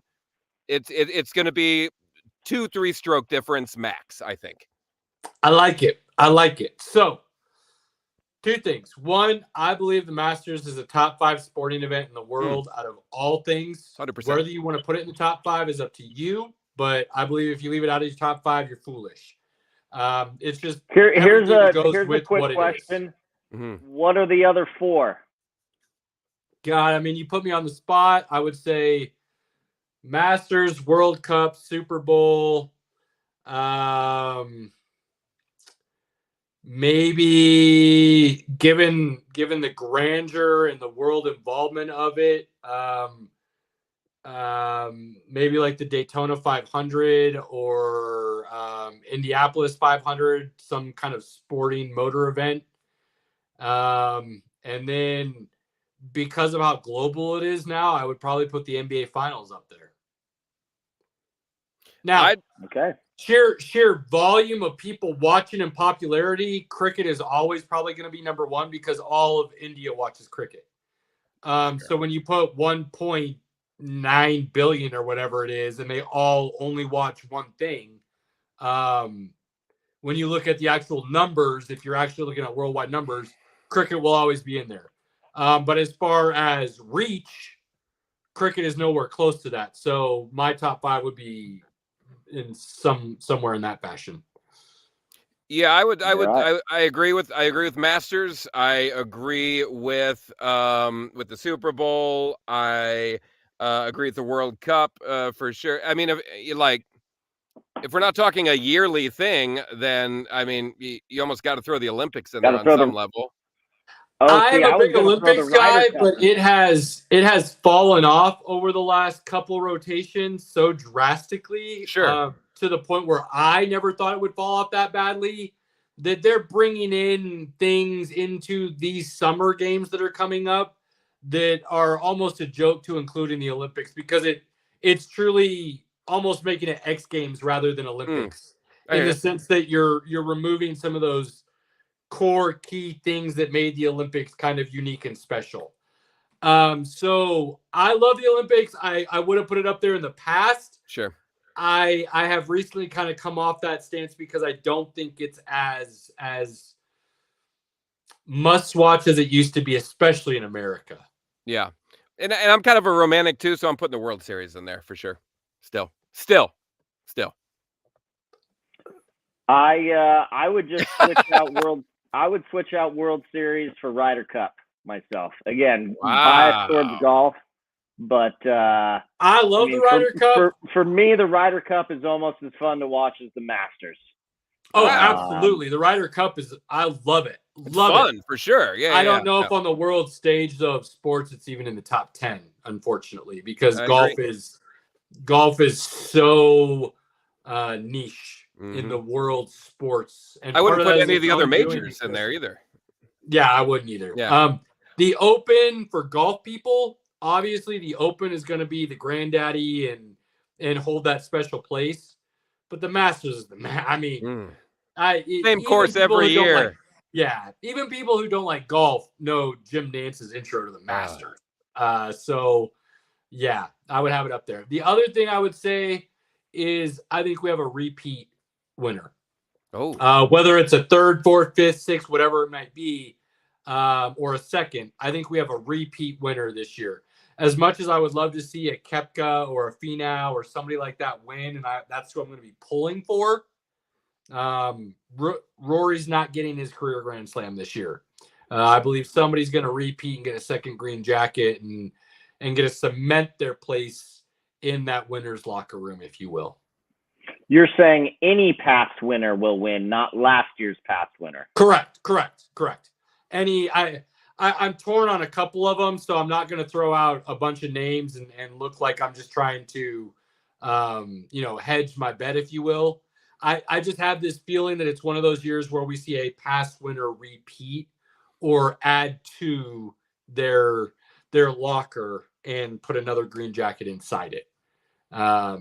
So that's looking at recent past year winners. You've got Rahm, Scheffler, Hideki, DJ. So those are all names that have a very good chance. Obviously, Phil's won it plenty of times. Nobody thought Tiger was going to win in 19, right? Like nobody, you had that like, oh, it'd be so cool if it happened, but nobody actually thought it was going to happen, and then it did. So I just have this feeling that it's going to be kind of one of those years where something like that goes down. And those are usually really fun, cool stories. Because those are usually the names that people don't necessarily have, unless you're talking about like a Scotty Scheffler who's just playing on fire. I wouldn't have him, if you put me on the spot, I wouldn't have him at the top of the list of names who I think would fit this bill. I feel like it's more of the guys who you don't expect necessarily.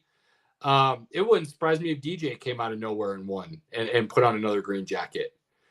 Just because he loves Augusta and he can get it going at certain times. And he's kind of one of those guys who, I said it's between the ears. He can go from being all up in his head and playing awful to just not giving a shit out of nowhere and just running a beautiful 3 to 4 days. So, well, you can tell by the way DJ struts, he doesn't give a fuck ever. Right. Well, part of that is just his natural nature. The other part is having Wayne Gretzky as your father-in-law, that you either come to terms with you're never going to be the best there is in the family, or you are constantly trying to prove that you're never going to be the best that there is in the family. He didn't care so much that he won the COVID Masters. Right, exactly. He won the Fall Masters, yeah. So I just have this weird feeling that it's going to be one of those years where maybe somebody you don't expect, or somebody that's talked about, but they're only talked about because they've won it before, not necessarily because they're playing good golf right now. I feel like it's one of those years where we see something like that. But my heart will be pulling for like a Rory, a Finau.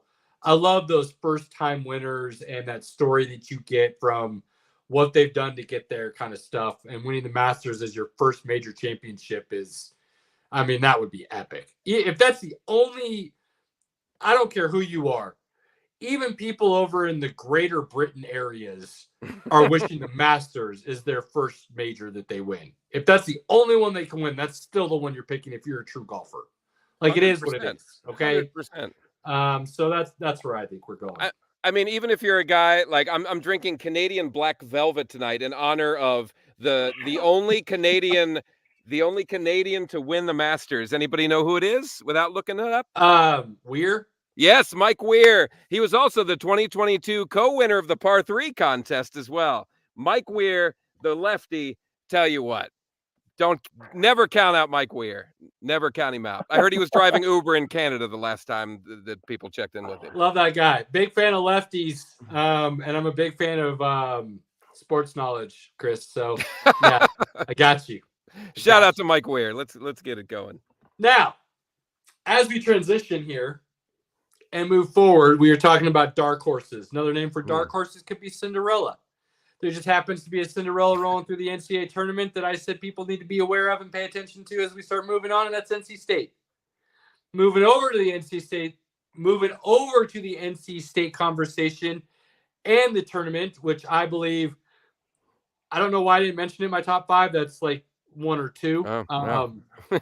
World Cup, the dance. Those are my top 2. So kick out whatever one I said last, Chase. I have had too much whiskey. I apologize. The dance is in the top 5. Might have been cricket. Yeah, I don't know what I was thinking. Pinky, I apologize. I mentioned cricket in this episode. I'm sure your eyes will roll to the back of your head. A lot of people in India. A lot of people. I get you. The dance is the sporting event, in my opinion, because it's a one and done. The World Cup is number 2. World Cup, you get to play a round robin. You get an opening round before it's a knockout round. The dance is knockout from the jump.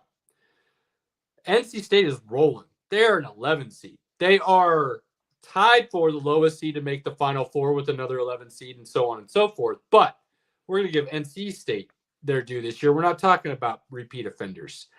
They are playing some amazing basketball. And in my personal opinion, they get the better of the matchups playing Purdue. How are you guys feeling about that side of the bracket? Do you have any thoughts? You're gambling degenerates, what I've come to pick up on already. So you definitely have thoughts. So just tell me what you're thinking.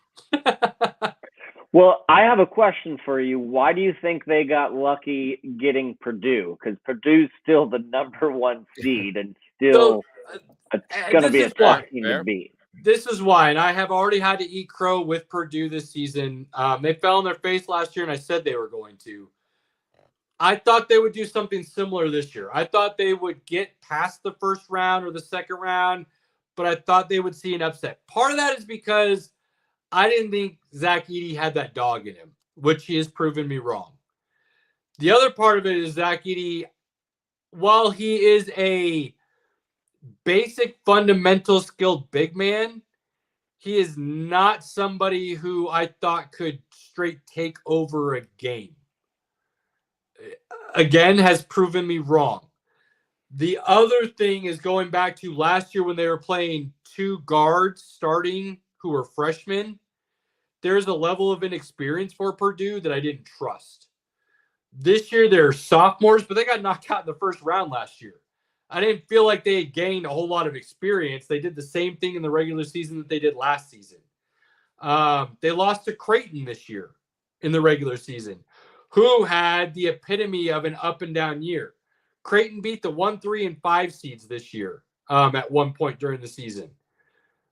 They also lost 3 or 4 times to unranked teams.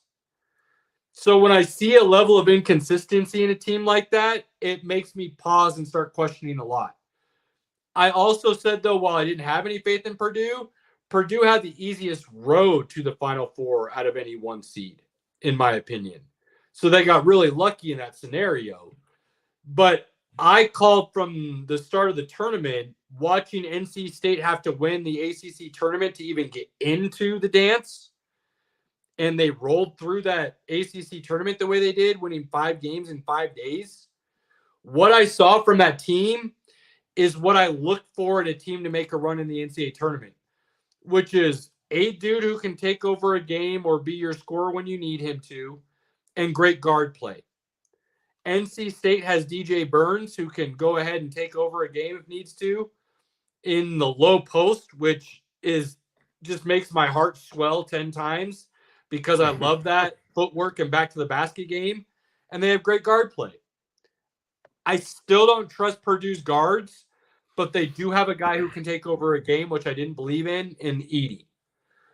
I still like NC State because you go to the other side of the bracket and you have to play Alabama or UConn, which we'll talk about here in a second, but I don't like either of those matchups for NC State right now. I think they match up great against Purdue. Well, and, NC State, to get there, they had to take down Marquette, who was, I think, number 2, right? Yep. I was huge on Marquette, too. They took down Duke after that, and the games weren't close. They won both games by 10-plus points. So, I mean, I like where your head's at. I think they definitely have a shot at Purdue, and they're hot right now. So I wouldn't count them out by any means. And you want to talk about Cinderella? They're the epitome of that. Well, it gives me just goosebump shades of 1983 Jim Valvano, and I had thought it was an 8 seed. I was corrected recently that it was a 6 seed. NC State upsetting Houston to win the Natty, and you get the Jim Valvano famous scene of him running around the court looking for somebody to hug. Just epic. And that was NC State. And now it feels like, 41 years later, they're doing it again. Do not count them out. For every reason that you just said, I think you cannot count them out. I think they match up better against Purdue than anybody on the other side of the bracket that's left. I would be smashing the 9.5 point line that's currently in Vegas right now. I would be smashing that so hard, like definitely. And if they manage to pull it out, I think they get creamed by UConn. But I think it's a great story. I love an underdog story, and I think that if they can pull out one more, then it's as good as the championship for them. Really, I love that. I love that thought. I don't think anybody really has a shot against UConn. I agree. So that's where I was going to go next. So I love that you guys. I am a North Carolina fan, Chris. Now to explain to you why, growing up as a Nebraska Cornhusker fan, I did not know that said college had any other sport other than men's football. Fair. So by the time I was old enough to realize that they did, in fact, have other athletics at this college, I had already had to pick another team because I didn't think they existed. My best friend happened to be a North Carolina fan in the heyday of the early 90s, Eric Montrose winning that Natty. I was a big Fab Five guy because I like to go against the grain. Surprise, surprise, Chase, right? But the C Webb, the Jalen Rose, and everybody else that went with that Fab Five, I was a big fan of. But again, that was me. I am loyal to a fault to Nebraska, right, Chase? but I literally did not know other things existed. And I had to find something else because I liked all sports. So being a North Carolina fan, I had North Carolina actually getting to the championship and winning it all this year. Part of that was due to the fact of just sheer experience. I mean, you got Baycott and RJ Davis, who have each played 4+ years of college basketball, made an epic run 2 years ago, didn't even make the tournament last year. I felt like there was kind of that built-in story, plus the experience, plus that like chip on the shoulder. Also, I did it because literally none of it was homerism. It is so damn hard to repeat in the dance. Like, it is epically hard to repeat.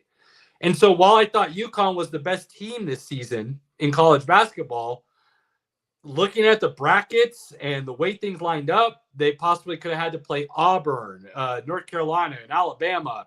I mean, there was a list there. I was like, damn, how hard it is, plus what the brackets look like, I didn't have UConn winning it all, even though I thought they were the best team. Now, I don't know how anybody beats them, because UConn basically looks at you and says, you guys decide how we want to play today. You want to play a late 80s Detroit Pistons bully ball style? All right, cool. We'll destroy you.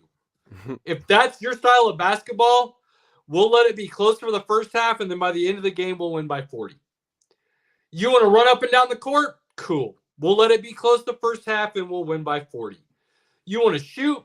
You want to pass? You want to play in the paint? You want to play defense? Low-scoring shot clock? You tell us how you want to play this game, and that's how we'll play for you, and then just beat you at your own game. And Alabama's only hope is, and I believe this stat is correct, I'm not going to look it up right now, so if I'm wrong, please go ahead and tell me to eat crow, and I'll do it next week. But I believe... And you're eating a lot of crow, bro. Dude, look, we've talked about this before. I'm okay with it because the more we thought about it, my takes are on a 70% hit. Roughly 65, 70. That's pretty good. That's pretty good. I'll eat my crow when I have to. I don't mind it, because usually it helps you educate yourself and learn, right? I'll be okay with that. But I believe I remember hearing Alabama shoots 50% of their shot attempts come from the 3-point line. So they literally live and die by the three. And they like to play up and down like North Carolina. So that is a recipe for disaster for UConn, because that causes them to, okay, we'll play however you want, but live and die by the three is a different animal. And so if you just happen to be off that day, if you happen to be cold for a half or something, you could put yourself in a hole you can't come out of. So if Alabama is hitting their threes and they're able to run up and down the court, they have a chance. UConn still smokes them and blows them out of the water, in my opinion, though. I think so. And you know what was a very telling moment for me was the Illinois matchup. It kind of raised my eyebrows, because Illinois had a lot of good going for them, right? And a lot of good momentum rolling in there. They had a good first half against UConn. Yep. And then that run that UConn had after halftime told me everything that I needed to know about UConn. And the adjustments, and Illinois couldn't even think about trying to recover. They were on their heels the entire second half. It was what, 23-23 with like 3 minutes left in the first half. The half ended 28-23 UConn, and it ended up being, by all said and done, from that 3-minute period in the first half to, I think it was like 10 minutes left in the second half, UConn went on a 30-0 run. There was a time where you could 30-0 run. You could have convinced me that Illinois wasn't going to score again in the second half. There was a time where I was like, well, okay, like that type of even if Alabama comes out hot, and even if Alabama kind of hits them in the mouth a little bit, I think with the adjustments that they're able to make and the flexibility that where they're able to kind of adapt their game, I think it's UConn's tournament to lose at this point, really. I fully agree. And at this point, usually you ask, well, what's the team's identity? Because they're going to make everybody else play that way if you're a great team. I think UConn, like I said, has done the exact opposite. And they said, we believe we're such a great team. You tell us how you want to play, and we'll beat you at your own game. And that's what they're going to do. And I don't think anybody's going to stop them. And what Dan Hurley is doing as a head coach right now and reviving that program that people thought after Calhoun, they were questioning whether or not it would do anything.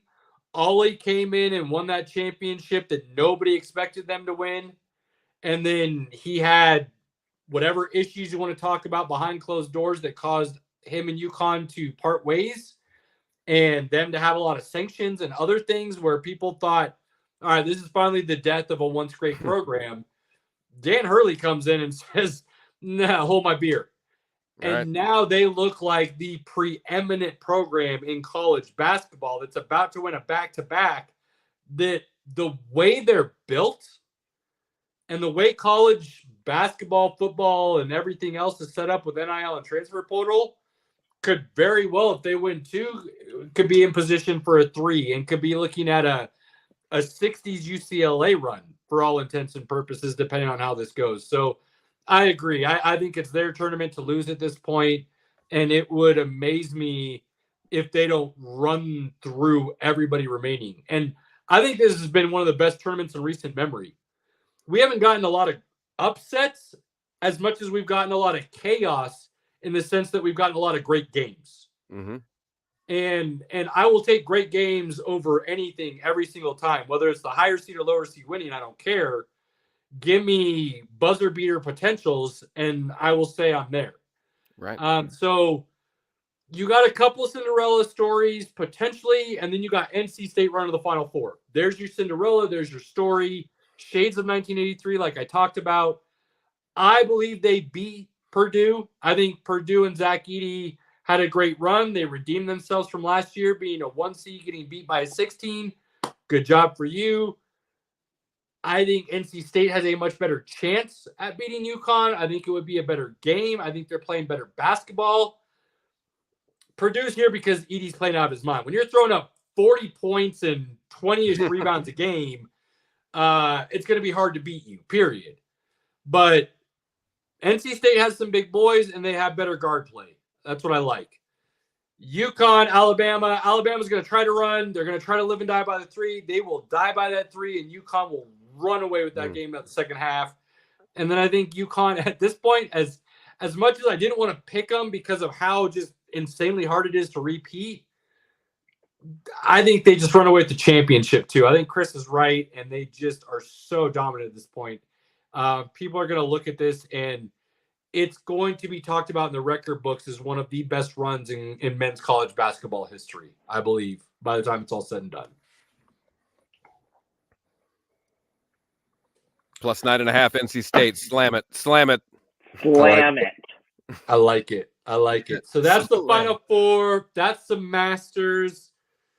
We did discuss a little NFL to start. Is there anything else you guys like? Hey, we got time. We got a platform. Is there something you'd like to discuss when it comes to the sport world? NFL opening day just had a very unsuspecting no-hitter.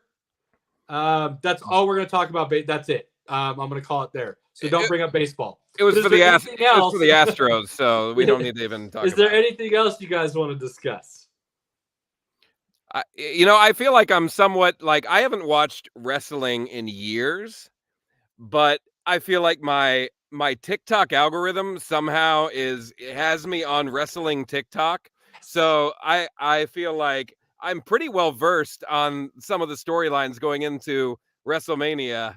So I feel like and honestly, like I feel like wrestling has kind of got a weird buzz right now as they go into like their Netflix deal where it's like, okay, like The Rock is coming in and he's like doing his thing, doing his thing. Cheers, my guy. Cheers, because wait, The Rock is coming back to wrestling? Yes, he's back, baby. I'm going to give you a rundown right now because this is how we're going to finish. Pinky's going to be very proud of us, okay? So you guys are going to get some bonus points. You'll get invited back because of this alone. You mentioned wrestling, so I felt like it had to be brought up on I love it. Here. Yeah. I love it. Here's the deal. First of all, Pinky and I have been very open over the years. We enjoy wrestling. We don't give a shit what you think. We know it's fake. We know there is a built-in storyline that is going to be followed. You want to call it scripted television? Fine. We don't care. They're still doing real things when they're jumping off the top ropes and body slamming each other, and they are still athletes, whether you want to admit it or not. Like, they're 100%. Doing some crazy shit, okay? So we find it entertaining because we take it for what it is, entertainment, with some very crazy athletic abilities thrown in. The Rock has come back, Chase, and he is not the people's champ anymore. He has gone heel. Complete with his Hollywood Rock music. Heel Rock has been, over the last couple months, has been amazing. He's whipping people with belts. He's calling the fans the jabronis and telling them to shut up. He's talking about people in Utah in ways that I'm not going to describe on this show because I like to have a fan base. And I haven't built one up enough to be able to say whatever I want. Shout out to Utah. So it's great. And guys, here's the thing. If you have cable television, you probably have Peacock. And Peacock is what all these are on now, and it's free. So I've got some buddies coming over. Pinky's coming over. We're going to have a couple other friends. Robert, who's now part of the podcast, if you watch us, he's going to come over too. We're going to introduce him a little more to the wrestling. And it's Saturday at the same time as the Final Four. Oh, shit. So we throw on the Final Four on the big TV. We put the wrestling on the iPad or whatever until the games are over. Or if the games are just blowouts and they're really bad and they're not worth watching, we'll put those on the iPad. And we'll throw the wrestling up on the big TV. Flexible like UConn's game. Yeah, dude, exactly. It gives you a chance to drink a little whiskey, hang out with your friends, eat a little food, and just enjoy. Just enjoy for what things are, right? So we're really looking forward to the Bloodline storyline being over. So if anybody watches this, keep an eye on the Bloodline. We're hoping Roman Reigns' reign as the champion comes to an end. We're hoping the heel Rock is actually just a disguise for turning on Roman Reigns in the Bloodline. He's going to turn on him, right? That's what we're hoping for. We're hoping he becomes the head of the table and sets that table straight and gets rid of Roman Reigns in the Bloodline. Cody Rhodes, what does he do? Who knows? But his entrance song and everybody humming along finishes the story. He can't not at this point. Hey, he's teaming with Seth Rollins on Saturday night to do a tag team with The Rock and Roman Reigns. I mean, come on. Here's a prediction. You want a prediction? Here's a prediction. I think on the first night, I think that you get Bloodline involvement in the tag match. Definitely. And then I think there is foreshadowing and this is from a guy who hasn't watched a wrestling event in a while, but this is what, so I think there was foreshadowing in the Rock beatdown of Cody Rhodes. What was that? A Raw? At the end of Raw? Yep. Right. Yep. So you had a Cena Austin trailer in the back. Yes. So yes. I think one or both of them might come back to even the playing field against the Bloodline in that tag match. And then I think The Rock turns on Reigns on the Sunday Rhodes versus Reigns match. And I think Cody finishes the story. And I think, quite honestly, Triple H being at the head of the creative is cooking. Vince McMahon being gone from the WWE might be what saves the WWE at the end of the day, to be honest. Well, and to take it a step further, The Rock owns, is it TKO that just bought the WWE, and The Rock is on the board of directors for said company. So final boss at all levels, man. Yeah, there's a reason he's involved himself into the storyline and injected such nostalgia, if you will, for said things. I also believe they're trying to bring a little bit of that attitude era back into that 90s. You mentioned Stone Cold, Cena, that kind of. I mean, Cody Rhodes bled at the end of that. Exactly. Well, so, The Rock talked about how he doesn't care about being family friendly. He's going to talk how he feels. They're bleeping out F-bombs on Raw. So, I think the heel Rock is magic. It's the dawning of a new era. I can already tell you. Do you guys smell that? Yes. You smell what The Rock is cooking? That's what I'm talking about. That'd literally be the only reason I would watch. Chris, He's Pinky there. you just laid out like what Pinky and I have been talking about is our ultimate hopeful moment is Saturday, The Rock and Roman beating Cody and Seth with involvement from the bloodline in some terrible fashion. Can you imagine on that Saturday match if you hear the glass breaking at some point in that? Like, dude, I'll go nuts. It would Stone be Cold's my guy. crazy. It would be absolutely nuts. And then still allowing the bloodline to win that match would just make for an even more epic betrayal from Roman Reigns' standpoint. Exactly. Of The Rock finally setting things straight and right, which is what we're hoping. They're not dumb. They're not dumb. Yeah, that's what we're hoping to see as well. So we shall see. There's some other fun storylines in there with your Rhea Ripley's and things of that nature, with you will, on the women's side. And hey, I feel like something's gone under the radar. Is what's his face hasn't cashed in his Money in the Bank thing yet? Right. Dominic, not Dominic. What's his name? I can't remember his name right now, but not Dominic Mysterio. Why is that the only name I can think of now? Priest. Yes. Damian Priest. Yes. Damian Priest is not, and I think they have. I personally believe it's going to be one of those things where something will happen at WrestleMania, but it'll be one of those storylines where it's like we had to do something and just get rid of it and move on because we fumbled that bag so bad that there's no way we can allow him to do anything cool anymore. So they'll do something where he does something that allows him to cash it in, but then it'll epically fail. I believe because the Drew McIntyre match, when is that? Is that a first night thing or is that a second night thing? I haven't looked at the lineup just yet. I believe that's a Saturday. Okay. We'll have to look, but yeah, again, guys, it's entertainment. And it's look, Chris hasn't even watched in years, but he's seen enough TikTok to where he's actually got some interest. And if he finds Peacock on Saturday and Sunday, he's going to watch. And then I'm going to turn around and be like, come on back on and hang out and talk about it for a little bit. Name your show. Name any show that's not a live, actual sporting event.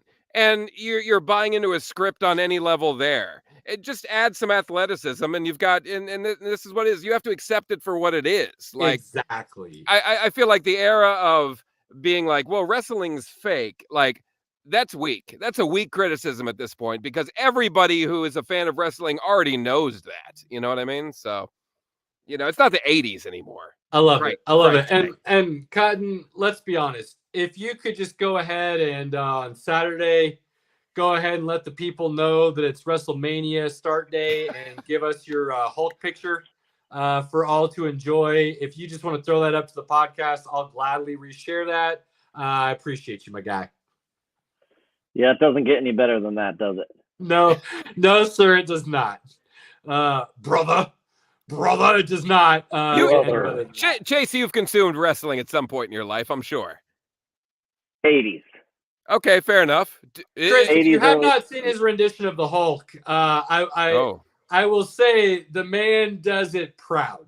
I'll just leave it at that. And at some point, hopefully Chase will share the picture with the world and we'll put it on the podcast page. Chase, just tag us. There you go. We'll share it up. Start a WrestleMania Saturday.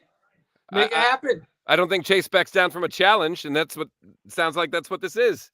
He does No, it. he sure doesn't. He does it if it involves Nebraska beating Oregon and him having to wear red. Uh-oh. This guy's an Oregon fan.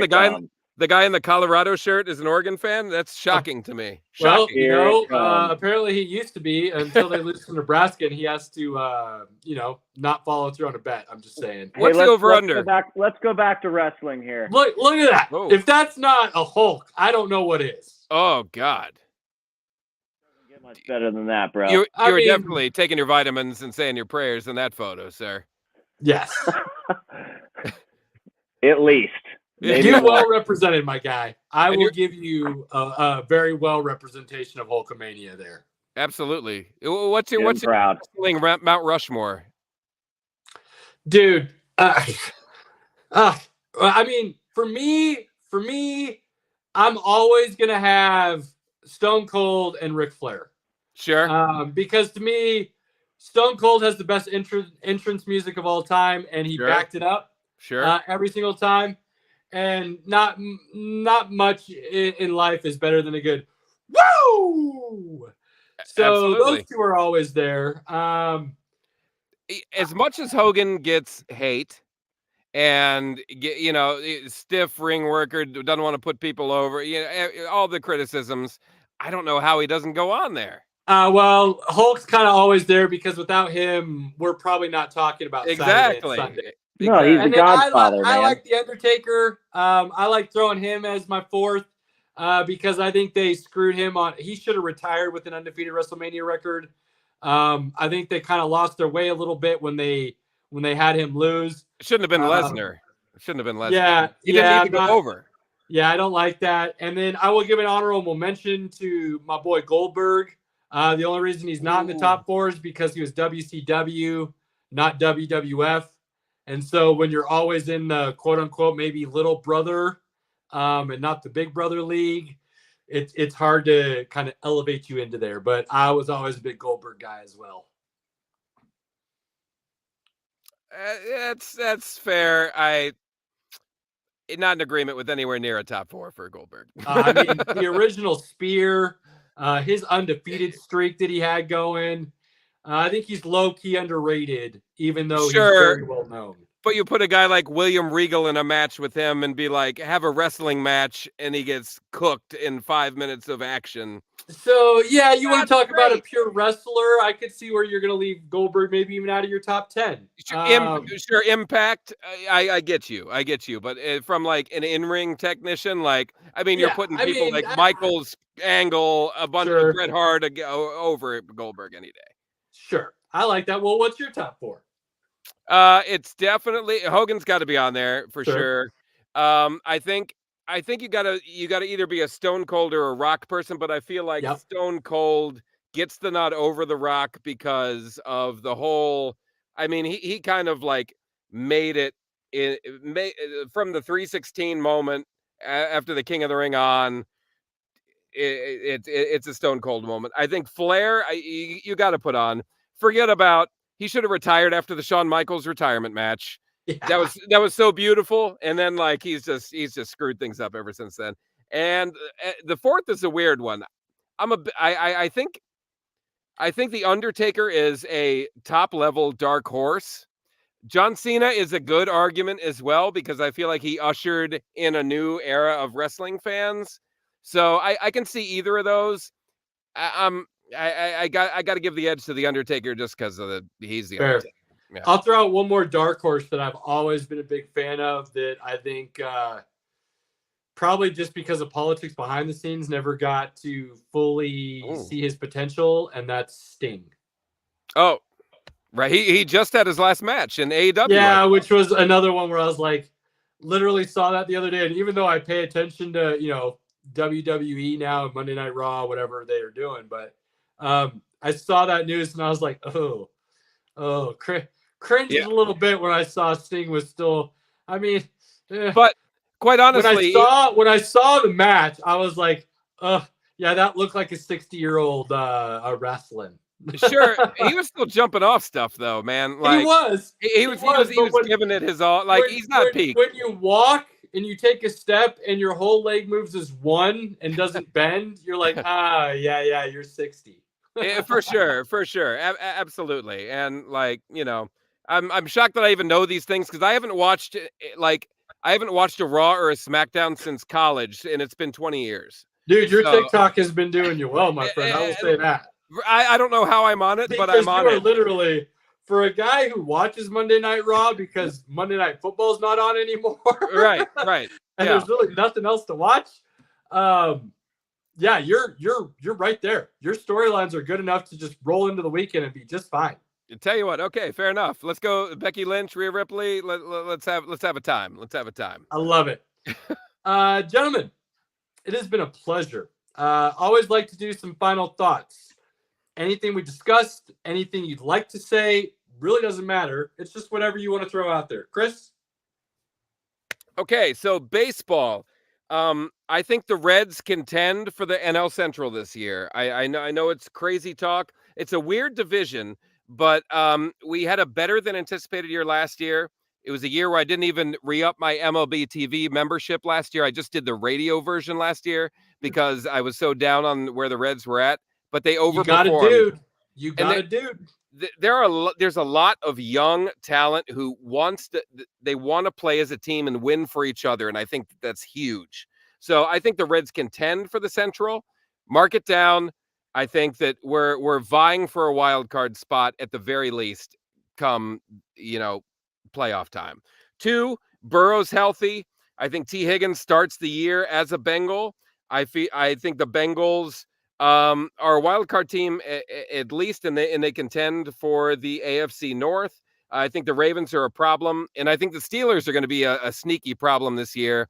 I don't think Russell Wilson plays the full season. I think Justin Fields comes in and starts at least half, maybe the majority of the games, and is good. Masters, give me a playoff. I just want to see a Masters playoff. Tiger Woods makes the cut. It's going to be a known guy, a live guy, very well could win it. And if he does, it's going to be a ground shaker.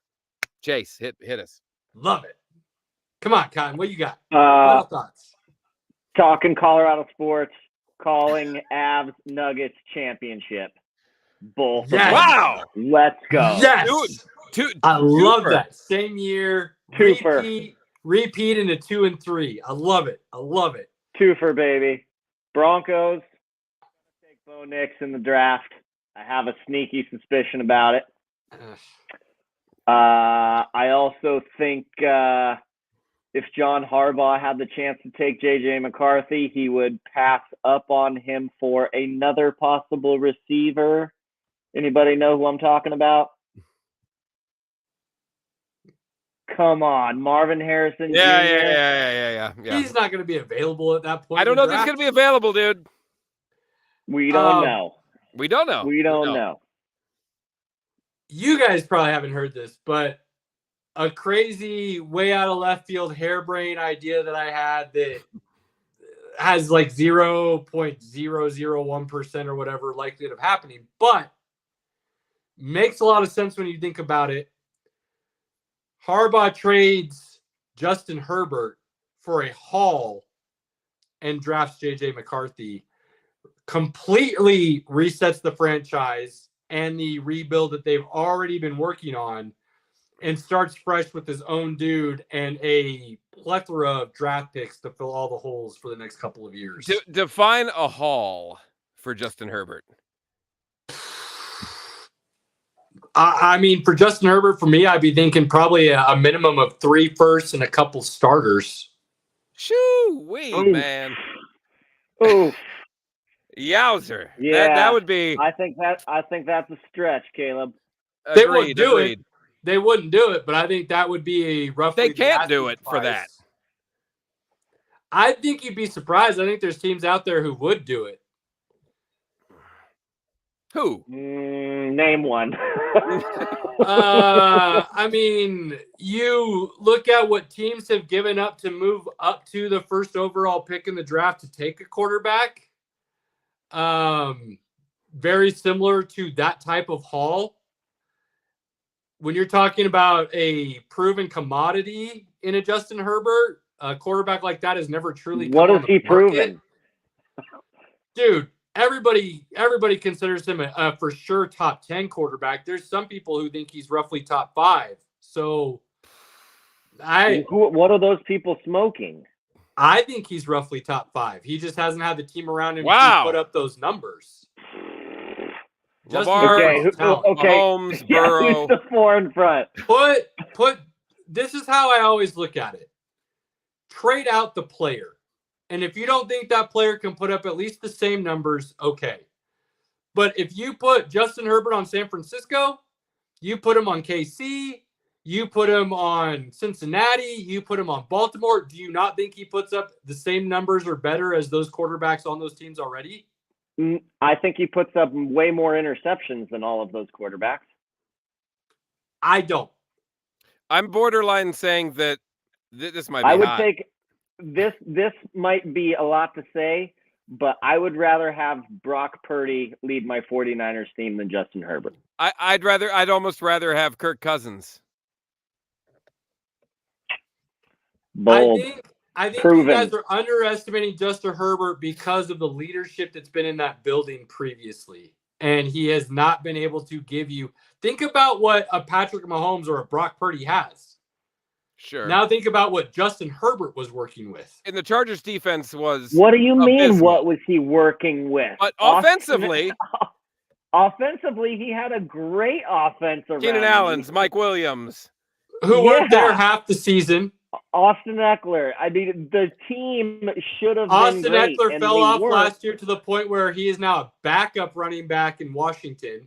So again, I go back to leadership. What was that head coach and offensive scheme doing to help said player when in his rookie season was being talked about as a dark horse MVP almost because he put up 30 touchdowns and 10 interceptions and 4,000 plus yards. So Okay, so with your argument, then Russell Wilson was only bad because of the leadership that he had in front of him. no, Come on, No. Caleb. no, there's nuances to this. Justin Herbert was putting up numbers with a lack of an offensive line, offensive weapons who were in and out because of injury, and a head coach who came to be proven was really bad at his job. Now put him with a Kyle Shanahan, who's one of the best head coaches in the league and runs an amazing offensive system that always has his quarterback in positions to succeed. Andy Reid with that same mentality. Or you go put him in Philadelphia with a ton of weapons who are healthy. So I just think there's scheme and opportunity are a big reason in the NFL for why guys succeed and don't succeed. I think Justin Herbert's a top 5 talent at the quarterback position. We will agree to disagree, my friend. Well, it's good to know you are fully not an Oregon fan anymore. I'm glad I was able to finally set that record straight. I didn't say I wasn't an Oregon fan. I'm just repping the CU squad as well. You know, I didn't rep them for so long because they were so bad I couldn't even watch them. Right, that's your definition of bandwagon. I mean, I'm pretty sure that's like the epitome of a bandwagon fan, sir. You don't see me not wearing red on Saturdays because Nebraska's been trash for the last 20 plus years. says the UNC Nope, fan. I don't. Yeah. Or Only maybe in you just didn't basketball. watch Nebraska basketball because they Fair. were awful. Well, once I learned they had a team, I became a fan. I'm not going to just all of a sudden not be a UNC fan because I became smarter. Right. Look, I openly admit how the fandom goes. Fair. It's not like I'm trying to hide from it, okay? But yeah, I think Herbert's worth a haul if they did it. I think they would get a haul run. Well, I that's would like your to see opinion, at this man. time next year the splits. This time next year, I would like to look back and see the splits from the 2024 results of a Baker Mayfield season versus a Justin Herbert season without Keenan Allen and Mike Williams. God, that will be something I now put on my radar. This past season, because Baker's got weapons left and right. Baker Mayfield, 28 touchdowns, 10 picks, over 4,000 yards for Baker last season. Yeah.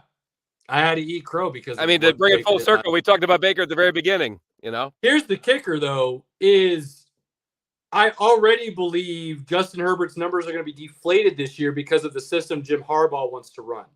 Here we go. He's going to want to be very run heavy. And look, I didn't think J.J. McCarthy was a first-round pick initially going into this season.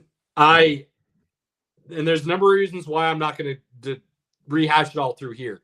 I have since come around and said I'm eating crow. I believe J.J. McCarthy is not only a first-round pick now, I believe he's a top 10, and I believe there is potential. I'm not all the way there yet, but I could see where somebody could argue he has the highest ceiling out of any quarterback in this draft now. I have redone my evaluation. I have eaten my crow, and I can see where people are saying that now. I don't necessarily believe that, but I understand where they're coming with it now. I think Justin Herbert could be in a very similar situation where what Jim Harbaugh is going to ask him to do is way below his talent level, but it is in such a way that he can do it at such a high efficiency level. They win because of it, and he's okay because they're winning. So I automatically believe what you see from Justin Herbert next year is going to be deflated numbers compared to even his career averages. But pay attention to the efficiency at which he's doing it. I think that's going to say a lot. I think you could see his completion percentage be at the highest it's ever been, and his touchdown interception ratio be at the highest it's ever been. But maybe he only throws 22 to 25 touchdowns, 3 interceptions, and 3,800 yards. 3 interceptions on the season? Is that what I heard? Possibly. Clip this, fans. By all means, I don't mind. I think what he's going to be asked to do is going to be very similar to what J.J. McCarthy did at Michigan. And I think Justin Herbert's very capable of that. Boy, if Justin Herbert throws 3 picks next year, I will come back and do a dance. It'll be interesting to see. I think he's capable of doing it. Will that happen? I don't know. Him and what Jim Harbaugh does with the Chargers offense this year is one of my biggest kind of what ifs that I'm looking at going into this NFL season coming up. So high ceiling, questionable marks kind of situation. And doing it in such a way where you've got your big name quarterback and no other names around him. I'm just saying, if I have a fantasy football situation where I'm looking at Justin Herbert and I'm looking at Baker Mayfield, I'm going to have a decision to make. This will sound crazy, but if we're talking fantasy, I would take Baker. Well, there you go. Based on what fantasy is and what I think those two are going to do next year. Sure. Because I think Justin Herbert is far away the better quarterback. But like I just said, I think you're going to see deflated numbers next year because of what Jim Harbaugh is going to want to do. And I think it's going to translate into winning games. And so I'm not expecting big numbers from Justin Herbert. But I don't have a lot, but whatever I could bet, I would say if you went around the league and you asked people what Herbert's value is, sure, I don't think 3 firsts would be out of the question. Wow. That, I don't know, Chase. I mean, that seems excessive to me. You got to remember too, I think he's only 26. He's young. So you're feeling more of like a 2 to 3 year window for like Justin Herbert to pop with a system, implementing a new system. Yeah. Okay. Again, you got to think, NFL is very much on that. What can you do for me? Not as much as what have you done for me, like a baseball is. Sure.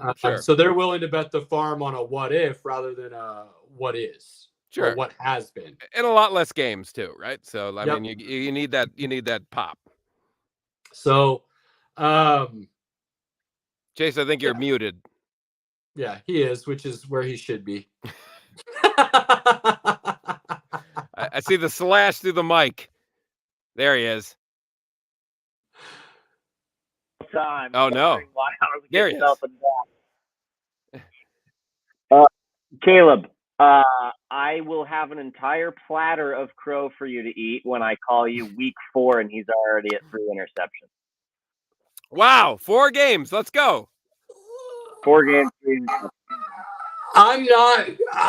He's not snap calling it. So 3 interceptions on the year is ridiculous. So I'm not going to eat crow, Chase, just for the simple fact that I'm only saying, like, that's not what I'm predicting. Like, that's not what I'm predicting the season stats to be. I'm saying it's something I could very much see because I see this is me dropping the challenge flag. No, I'm just saying, like I said before, I see him having the potential to do what J.J. McCarthy did this year at Michigan. If you're going to put me on the spot and say I have to predict his stats for next year, I'm going to lean higher than what I just predicted for yards. I'm going to lean higher than what I just predicted for touchdowns because I don't think Jim Harbaugh. I would say if I had to truly predict Justin Herbert's stats for next year, I would say about 4,200 yards. I would project him at about 32 touchdowns. I would project him at about 14 to 15 interceptions. That's right. That's correct. Now we're talking. Mm-hmm. And I would project him at about 62% completion percentage. I like the completion percentage. I like the modified interception. I think the touchdowns might be a bit high, but yeah, it's a little high. The reason I would bump his touchdowns up a little bit from last year is because Jim Harbaugh is just a really good fucking coach, and what he had last year was trash. So I don't see the offense. I can't imagine the offense being as bad as it was last year, even if they lost some names as far as the weapons go. I think Jim Harbaugh has proven himself time and time again coming into a new situation that I would bet on him having the success for scoring an error on that side rather than the under is the reason for that. Mm-hmm. All right. But again, it would not surprise me if he went like 38, 23, 3, and 66. What's the Chargers' record next year? I'm thinking they're going to be around, because you can't be 500 anymore, unfortunately, until the NFL adds that 18th game onto the schedule. Are they winning 8 games? Yeah. So I think they're going to be 9-8. I think that 9-8 area is, if you underestimate Harbaugh, I feel sorry for you. I think there is talent, especially on that defensive side of the ball still. I think Harbaugh is a mastermind when it comes to offense, and I think Herbert's a stud. So I can't see them having a losing record.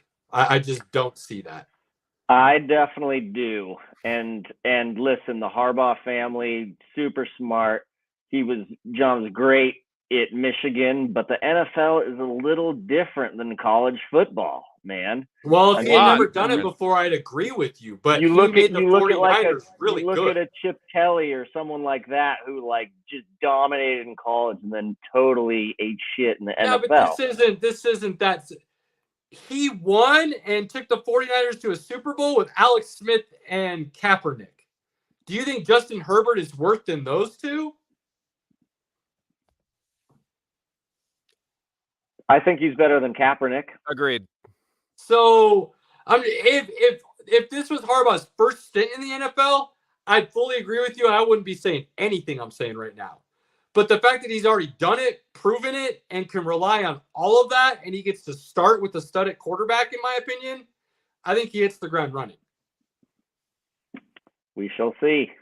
I feel like we should be talking a lot about John Harbaugh over Jim. I mean, what an NFL guy he's been. Well, we can't because we've already spent a lot of time on that, and we're out of time today, Chris. So you've done enough today to allow yourself an open invite to come back.